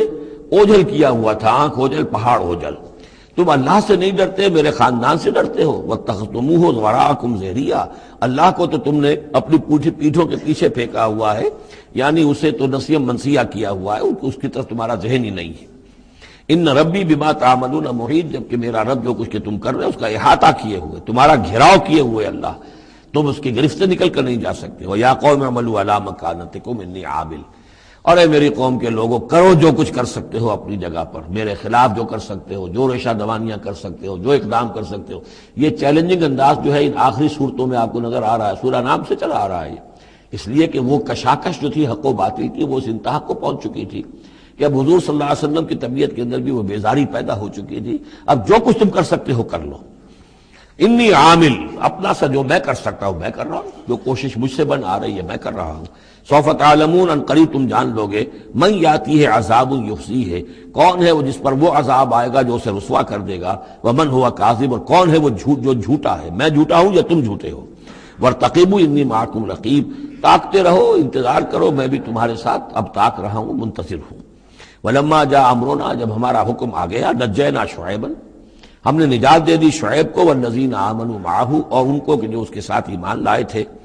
برحمت منا، اپنی جانب سے رحمت کے ذریعے، واخذت الذین ظلموا الصیحۃ، اور جو یہ ظالم تھے، گناہ گار تھے، مشرک تھے اور کافر تھے، انہیں آ پکڑا ایک بہت بڑی کڑک نے، فاصبحوا فی دیارہم جاثمین، تو وہ اپنے اپنے گھروں میں اور اپنے ولاز میں اور اپنی کوٹھیوں میں، اپنی حویلیوں میں اوندھے پڑے رہ گئے۔ کأن لم یغنوا فیہا، ایسے ہو گئے جیسے وہ کہیں آباد تھے ہی نہیں۔ الا بعدا لمدین، آگاہ ہو جاؤ، پھٹکار ہے مدین پر، کما بعدت ثمود، جیسے کہ ثمود پر پھٹکار ہوئی۔ وَلَقَدْ أَرْسَلْنَا مُوسَىٰ بِآيَاتِنَا، میں نے عرض کیا تھا کہ اس سورہ مبارکہ میں حضرت موسیٰ کا بس ذکر آئے گا تھوڑا سا جو آ رہا ہے اب، ورنہ یہ 6 رکوع ختم ہوئے انبیاء و رسل کے، ان میں سے 2 رکوع جو تھے وہ حضرت نوح علیہ السلام کے حالات پر مشتمل تھے، اور باقی سب کے لیے ایک ایک رکوع آیا ہے۔ وَلَقَدْ أَرْسَلْنَا مُوسَىٰ بِآيَاتِنَا وَسُلْطَانٍ مُّبِينٍ إِلَىٰ فِرْعَوْنَ وَمَلَئِهِ، اور ہم نے بھیجا موسیٰ کو اپنی آیات کے ساتھ اور واضح سند دے کر فرعون اور اس کے سرداروں کے پاس، فَاتَّبَعُوا أَمْرَ فِرْعَوْنَ، لیکن ان بدبختوں نے فرعون ہی کی پیروی کی، اسی کے حکم کو مانا، اسی کی بات پر چلے۔ وَمَا أَمْرُ فِرْعَوْنَ بِرَشِيدٍ، حالانکہ وہ فرعون کا معاملہ جو ہے وہ کوئی کامیابی والی راہ نہیں تھی، ہدایت والی راہ نہیں تھی۔ یقدم قومہ یوم القیامہ، اب قیامت کے دن وہ آئے گا آگے آگے چلتا ہوا، اپنی قوم کی قیادت کرتے ہوئے آئے گا، آگے آگے آئے گا۔ یوم القیامت، پیچھے پیچھے اس کی قوم آ رہی ہوگی، فَأَوْرَدَهُمُ النَّارَ، اور پھر وہ لا کر آگ کے گھاٹ پر انہیں اتار دے گا، جہنم تک پہنچا دے گا۔ وَبِئْسَ الْوِرْدُ الْمَوْرُودُ، اور وہ بہت ہی برا گھاٹ ہے جس پر اترا جائے، جیسے کوئی پانی پینے کے لیے جانور آتے ہیں، ان کا کوئی سردار جو ہے وہ آگے آگے آ رہا ہو، سب گھاٹ پر وہ اپنے پھر پورے قافلے کو لے آتا ہے، اسی طریقے سے یہ جہنم کے گھاٹ پر، اس آگ کے گھاٹ پر لا اتارے گا فرعون اپنی قوم کو۔ وَأُتْبِعُوا فِي هَٰذِهِ لَعْنَةً، اور اس دنیا میں بھی ان پر لعنت جو ہے ان کے پیچھے لگا دی گئی، وَيَوْمَ الْقِيَامَةِ، اور قیامت کے دن بھی، بِئْسَ الرِّفْدُ الْمَرْفُودُ، برا ہے وہ انعام جو ان کو ملنے والا ہے۔ ذَلِكَ مِنْ أَنْبَاءِ الْقُرَىٰ، یہ ہیں ان بڑی بڑی بستیوں اور بڑے ملکوں کے اہم خبریں، نَقُصُّهَا عَلَيْكَ، جو کہ ہم آپ کو سنا رہے ہیں، بیان کر رہے ہیں آپ پر، منہا قائم و حسید، ان میں سے ایسی بھی ہیں جو ابھی قائم ہیں، موجود ہیں، اور ایسی بھی ہیں کہ جو بالکل ختم ہو گئی، معدوم ہو گئی۔ حسید کا لفظ اصل میں آتا ہے کھیتی کے لیے، جبکہ فصل کاٹ دی جائے، فصل کٹ گئی ہو تو جو منظر نظر آتا ہے وہاں پر جو ویرانی ہوتی ہے۔ تو بعض مقامات تو ایسے ہیں جہاں یہ قوم آباد تھی تو اب ان کا نام و نشان تک نہیں رہا، جیسے کہ قوم عاد کہاں تھی، اب ان کا نام و نشان نہیں، اگرچہ ابھی حال ہی میں سیٹلائٹ کے ذریعے سے ان کا جو شہر ہے اور شداد کی جو جنت تھی اس کے آثار مل گئے ہیں، لیکن یہ کہ وہ زیر زمین ہے، سطح زمین کے اوپر ان کا کوئی نام و نشان نہیں۔ لیکن یہ کہ جیسے سمود کے مسکن جو ہے وہ بھی موجود ہیں، منہا قائم و حسید، وما ظلمناہم ولکن ظلموا انفسہم، اور ہم نے ان پر کوئی ظلم نہیں کیا، انہوں نے اپنی جانوں پر خود ظلم اٹھایا۔ فما اغنت عنہم آلہتہم التی یدعون من دون اللہ، تو کچھ کام نہ آ سکے اور کچھ بچا نہ سکے انہیں ان کے وہ آلہہ، وہ معبود کہ جنہیں وہ پکارا کرتے تھے اللہ کے سوا، من شیء، کچھ بھی، لما جاء امر ربک، جب تیرے رب کا حکم آ گیا، وما زادوہم غیر تتبیب، اور انہوں نے کچھ اضافہ نہیں کیا ان کے حق میں مگر تباہی اور بربادی کا۔ وَكَذَلِكَ أَخْذُ رَبِّكَ إِذَا أَخَذَ الْقُرَىٰ، اور ایسے ہی ہوتی ہے پکڑ آپ کے رب کی اے نبی جب وہ پکڑتا ہے بستیوں کو، وَهِيَ ظَالِمَةٌ، جبکہ وہ ظالم ہوتی ہیں، گناہ گار ہوتی ہیں، ان میں گناہ کا اور معصیت کا عام چلن ہو جاتا ہے۔ إِنَّ أَخْذَهُ عَلِيمٌ شدید، یقیناً اس کی پکڑ جو ہے وہ بڑی دردناک بھی ہے، بڑی سخت ہے، جیسے کہ آخری پارے میں إِنَّ بَطْشَ رَبِّكَ لَشَدِيدٌ ان فی ذلک لآیۃ لمن خاف عذاب الآخرہ، یقیناً اس میں نشانی ہے ان کے لیے کہ جو آخرت کے عذاب سے ڈرتے ہوں۔ ذالک یوم مجموع لہ الناس، وہ دن ہے کہ جس کے لیے لوگوں کو لامحالہ جمع کیا جائے گا۔ وذالک یوم مشہود، اور وہ دن ہے پیشی کا، سب کو پیش ہونا ہے۔ وما نؤخرہ الی اجل معدود، اور ہم اسے ایک وقت معین تک کے لیے مؤخر کیے ہوئے ہیں، ایک وقت معین ہے اس کا، معدود ہے، گنتی کی گئی ہے اس کی، یہ نہیں ہے کہ کبھی نہیں آئے گا، آئے گا وہ دن۔ یوم یاتی، جس دن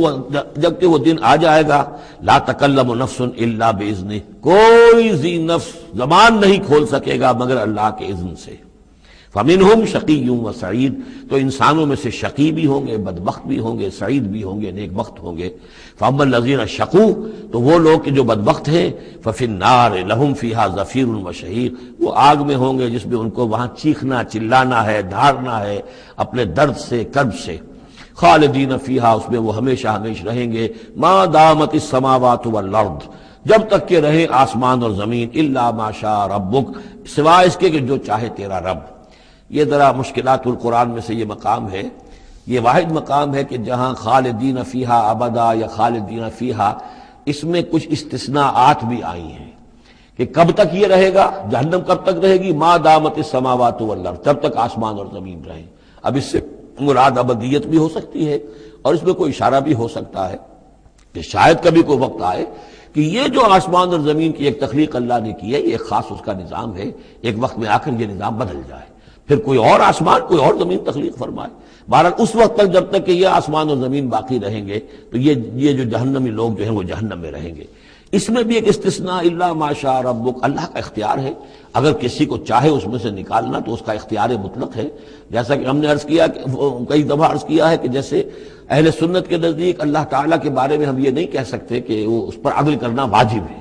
لیکن یہ کہ وہ عدل کرے گا۔ اسی طریقے سے یہ بات کہ اللہ تعالیٰ کا اختیار مطلق ہے، وہ کسی کو چاہے تو نکال لے، لیکن ہم یہ جانتے ہیں کہ کفار کے لیے یہ جہنم جو ہے وہ ابدی ہے، اللہ نکالے گا نہیں، واللہ عالم۔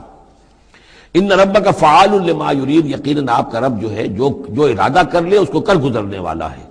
واما الذین سعدوا، اور جو لوگ نیک بخت ثابت ہوں گے، ففی الجنۃ خالدین فیہا، اور وہ جنت میں رہیں گے ہمیشہ ہمیش، ما دامت السماوات والارض، جب تک رہے آسمان اور زمین۔ الا ما شاء ربک، سوائے اس کے کہ جو آپ کا رب چاہے، عطان غیر مجزوز، اور یہ جو بخشش ہے یہ بے انتہا ہوگی، اس کا خاتمہ کبھی نہیں ہوگا۔ یہ اضافی لفظ جنت کے لیے آ رہا ہے کہ جو دوزخ کے لیے نہیں آیا۔ یہ جو ذرا سا باریک باریک فرق ہوتا ہے، پھر اس سے بڑے فلسفیانہ نکتے نکلتے ہیں، اس سے پھر محققین نے، علماء نے جو ہیں پھر بہت سے دلائل استدلال کیے ہیں۔ چنانچہ حافظ ابن تیمیہ رحمہ اللہ اور شیخ ابن عربی دونوں کی ایک رائے ہے جو اہل سنت کا جو عام اجماعی عقیدہ ہے اس سے مختلف ہے۔ اہل سنت کا اجماعی عقیدہ یہ ہے کہ جنت اور دوزخ دونوں ابدی ہیں، ہمیشہ ہمیشہ ہمیشہ ہمیشہ، کوئی اختتام نہیں ہے نہ جنت کا نہ دوزخ کا۔ لیکن امام ابن تیمیہ رحمہ اللہ اور شیخ اکبر جو صوفیاء کے ہیں، شیخ ابن عربی، اگرچہ ان دونوں میں بڑی بود ہے بہت سی چیزوں کے اندر، اور امام ابن تیمیہ جو ہے وہ بہت ہی سخت تنقید کرتے ہیں اور سخت الفاظ استعمال کرتے ہیں شیخ ابن عربی کے لیے، محی الدین ابن عربی، لیکن یہ کہ اس معاملے میں ان دونوں کی رائے ایک ہے، اور وہ یہ ہے کہ جنت تو ابدی ہے، دوزخ ابدی نہیں ہے۔ ایک وقت آئے گا، چاہے وہ ارب سال کے بعد آئے، وہ ابد ہمارے اعتبار سے ابدی ہو، ہمارے اعتبار سے انفائنائٹی ہوگا، لیکن یہ کہ ایک وقت آئے گا کہ جہنم ختم ہو جائے گی۔ یہ ان کی رائے ہے، واللہ اعلم۔ فلا تک فی مریۃ مما یعبد ہؤلاء، تو تمہیں کوئی شک نہ رہے ان چیزوں کے بارے میں جن کو یہ لوگ پوج رہے ہیں۔ ما یعبدون الا کما یعبد آباؤہم، نہیں پوج رہے یہ مگر ایسے ہی جیسے کہ ان کے آباء و اجداد پوجتے رہے ہیں من قبل، اس سے پہلے۔ وَإِنَّا لَمُوَفُّوهُمْ نَصِيبَهُمْ غَيْرَ مَنقُوص، اور ہم انہیں ان کا جو اجر اور ثواب اور ان کا بدلہ ہے، حق ہے، پورا دے دیں گے بغیر کسی کمی کے۔ وَلَقَدْ آتَيْنَا مُوسَى الْكِتَابَ فَاخْتُلِفَ فِيهِ، اور موسیٰ کو ہم نے کتاب دی تھی پھر اس میں اختلافات پیدا کر دیے گئے۔ وَلَوْلَا كَلِمَةٌ سَبَقَتْ مِنْ رَبِّكَ لَقُضِيَ بَيْنَهُمْ، اور اگر نہ ہوتی ایک بات تیرے رب کی پہلے ہی سے طے، یعنی ایک مدت اور جو ہے اللہ کی طرف سے معین ہے، تو ان کے مابین فیصلہ کر دیا جاتا۔ وَإِنَّهُمْ لَفِي شَكٍّ مِّنْهُ مُرِيبٍ، اور اب تو حقیقت میں یہ لوگ جو ہے وہ تورات اس کتاب کے بارے میں کچھ شکوک و شبہات میں مبتلا ہو گئے۔ یہ بات جو ہے سورہ شورى میں کھل کر آئے گی کہ رسولوں کو جو کتابیں دی جاتی ہیں ان کے وارث بنتی ہے پھر ان کی امت، اور جب یہ اس امت کے اندر جب زوال آتا ہے، اضمحلال آتا ہے، بے عملی آتی ہے، تو اس بے عملی کے نتیجے میں پھر ایک نتیجہ یہ نکلتا ہے کہ پھر کتاب کے بارے میں بھی یقین پورا ان کے اندر نہیں رہتا کہ یہ واقعتاً اللہ کی کتاب ہے، بلکہ اس کے بارے میں بھی ان کے اندر شکوک و شبہات پیدا ہو جاتے ہیں۔ وَإِنَّ كُلًّا لَمَّا لَيُوَفِّيَنَّهُمْ رَبُّكَ أَعْمَالَهُمْ، اور لازماً یہ جتنے بھی لوگ ہیں ان سب کو اے نبی آپ کا پروردگار ان کے اعمال کا پورا اجر دے گا، بدلہ دے گا۔ انہ بما یعملون خبیر، جو کچھ یہ کر رہے ہیں وہ اس سے باخبر ہے۔ فاستقم کما امرت ومن تاب معک، تو اے نبی آپ ڈٹے رہیے جیسا کہ آپ کو حکم ہوا ہے، اور جو لوگ بھی جنہوں نے توبہ کی ہے آپ کے ساتھ، یعنی توبہ کی ہے وہ شرک سے باز آئے ہیں، کفر کو چھوڑا ہے، ایمان لائے ہیں، پلٹ آئے ہیں آپ کے ساتھ، ولا تطغوا، اور اب آگے نہ بڑھیے، حد سے تجاوز نہ کیجیے۔ یہ تجاوز یہ بھی ہو سکتا ہے کہ عذاب کی جلدی کریں، کہ جلدی اب اللہ تعالیٰ فیصلہ چکا دیں۔ تجاوز یہ بھی ہو سکتا ہے کہ کہیں غصے میں آ جائیں اور لوگوں کی مخالفت کے اوپر جو ہے وہ اپنا جو حلم جو ہے اس کا دامن ہاتھ سے چھوڑ بیٹھے، تو یہ مختلف چیزیں ہو سکتی ہیں۔ انہ بما تعملون بصیر، جو کچھ تم کر رہے ہیں اسے بھی اللہ دیکھ رہا ہے، جو کچھ وہ کر رہے ہیں اسے بھی دیکھ رہا ہے، اس کو ان کی سزا دے گا، تمہیں تمہارا اجر و ثواب دے گا۔ ولا ترکنوا الی الذین ظلموا، اور دیکھو ان ظالموں کی طرف کوئی جھکاؤ پیدا نہ ہو جائے تمہارے اندر، رشتہ داری کی وجہ سے، دوستی کی وجہ سے، تمہاری ان کے ساتھ جو پرانے مراسم چلے آ رہے ہیں، اگر کہیں اس کی وجہ سے تم ان کی طرف جھک جاؤ گے، فتمسکم النار، تو تمہیں بھی آگ پکڑ لے گی۔ وما لکم من دون اللہ من اولیاء، اور پھر تمہیں اللہ سے بچانے والے کوئی حمایتی نہیں ہوں گے، ثم لا تنصرون، پھر تمہاری مدد نہیں کی جائے گی۔ وَأَقِمِ الصَّلَاةَ طَرَفَيَ النَّهَارِ وَزُلَفًا مِنَ اللَّيْلِ، اور اے نبی نماز کو قائم رکھیے۔ اب یہ سارے خطابات آپ دیکھ رہے ہیں کہ بظاہر واحد کے صیغے میں حضور سے ہو رہے ہیں، لیکن یہاں پر خطاب امت سے ہے، مسلمانوں سے ہے، حضور کی وساطت سے اہل ایمان جو ہے وہ مخاطب ہے۔ نماز قائم رکھو، دن کے دونوں طرف، فجر ہے ادھر، مغرب ہے یا عصر ہے، یہ نہار کا دو طرف جو ہے وہ تو فجر اور عصر شمار ہوں گے۔ وَزُلَفًا مِنَ اللَّيْلِ، اور کچھ ٹکڑے رات کے، اب مغرب عشاء کو بھی ہم شمار کر سکتے ہیں رات میں، تو اس طریقے سے یہ مختلف شروع میں جیسے اوقات آئے ہیں تو ان میں ابھی پوری طریقے سے 5 نمازوں کا نظام نہیں تھا، وہ تو سن 11 نبوی میں جبکہ یہ معراج ہوئی ہے اس وقت پھر 5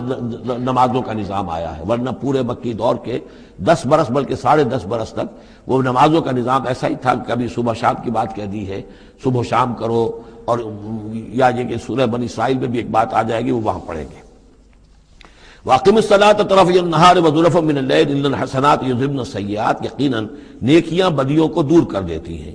ذَلِكَ ذِكْرَىٰ لِلذَّاكِرِينَ، اور یہ یاد دہانی ہے یاد رکھنے والوں کے لیے۔ وَاصْبِرْ فَإِنَّ اللَّهَ لَا يُضِيعُ أَجْرَ الْمُحْسِنِينَ، اور صبر کیجئے، اور اللہ تعالیٰ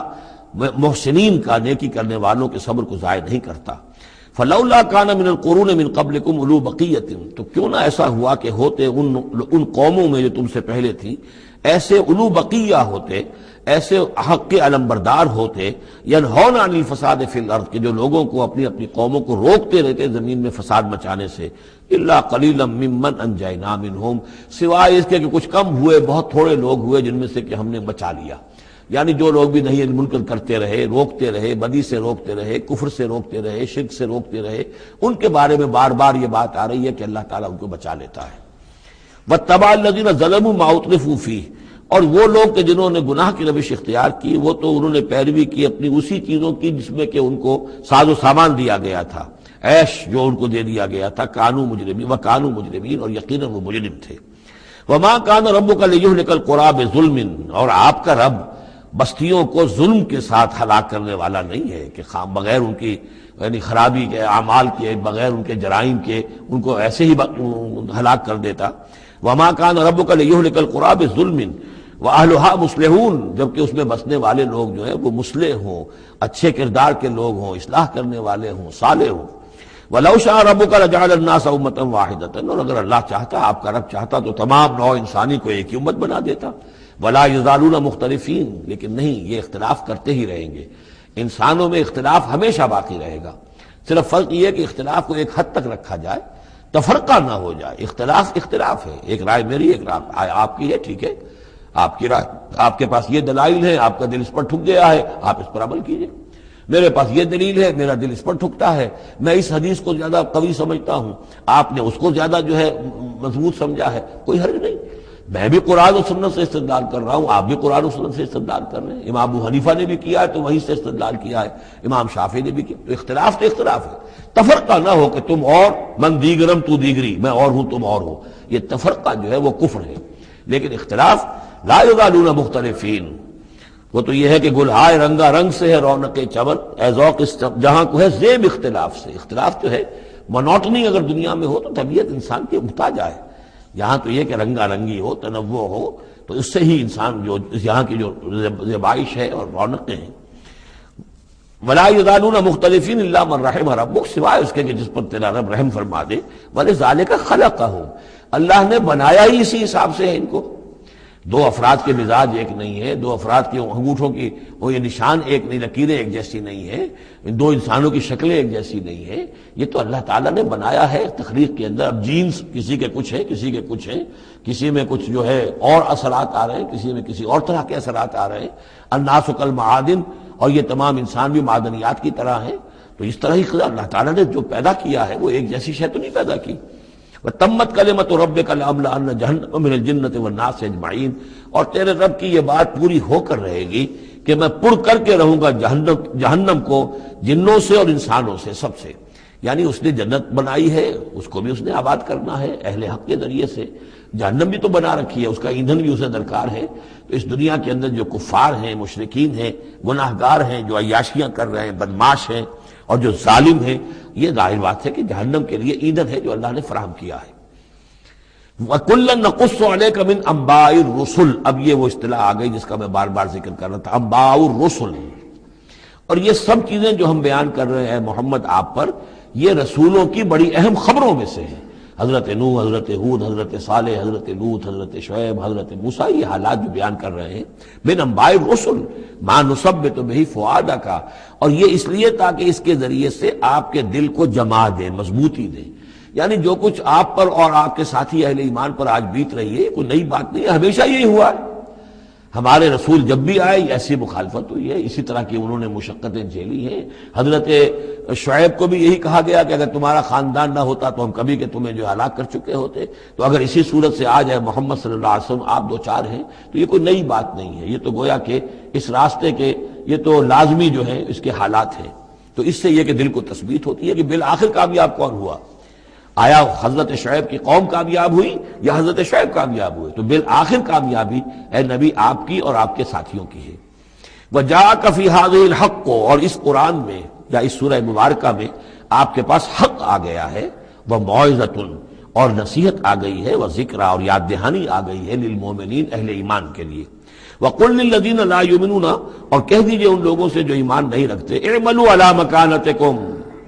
کر لو اپنے مقام پر جو کچھ کر سکتے ہو، اب کوئی اختلاف، کوئی بھی اپنا دقیقہ فروگزاشت نہ رکھو، میری مخالفت میں میری جو بھی تم دشمنی میں کر سکتے کر گزرو، انا عاملون، ہم بھی اب کر رہے ہیں جو کچھ ہم کر سکتے ہیں، وانتظروا انا منتظرون، تم بھی انتظار کرو کہ اللہ تعالیٰ کیا فیصلہ سناتا ہے اور آخری بات کیا آتی ہے، اور ہم بھی منتظر ہیں۔ وَلِلَّهِ غیب السماوات والارض، اور اللہ ہی کے لیے ہے آسمانوں اور زمین کا تمام چھپی باتیں اور تمام چھپے خزانے۔ وَإِلَيْهِ يُرْجَعُ الْأَمْرُ كُلُّهُ، اور کل کا کل معاملہ بالآخر اسی کی جانب لوٹا دیا جائے گا۔ فَاعْبُدْهُ، بس اسی کی بندگی اور پرستش کیجئے، وَتَوَكَّلْ عَلَيْهِ، اور اسی پر توکل کیجئے، آپ کا اعتماد اور بھروسہ اسی کی ذات پر ہو۔ وَمَا رَبُّكَ بِغَافِلٍ عَمَّا تَعْمَلُونَ، اور یقیناً آپ کا رب غافل نہیں ہے اس سے کہ جو آپ کر رہے ہیں۔ یہاں اللہ کے فضل و کرم سے سورہ ہود مکمل ہوئی۔ جیسا کہ میں نے عرض کیا تھا کہ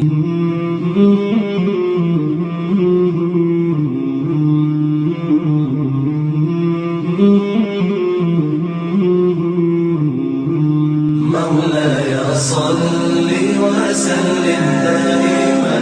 أبدا على حبيبك خير الخلق كلهم، مولاي صل وسلم دائما أبدا على حبيبك خير الخلق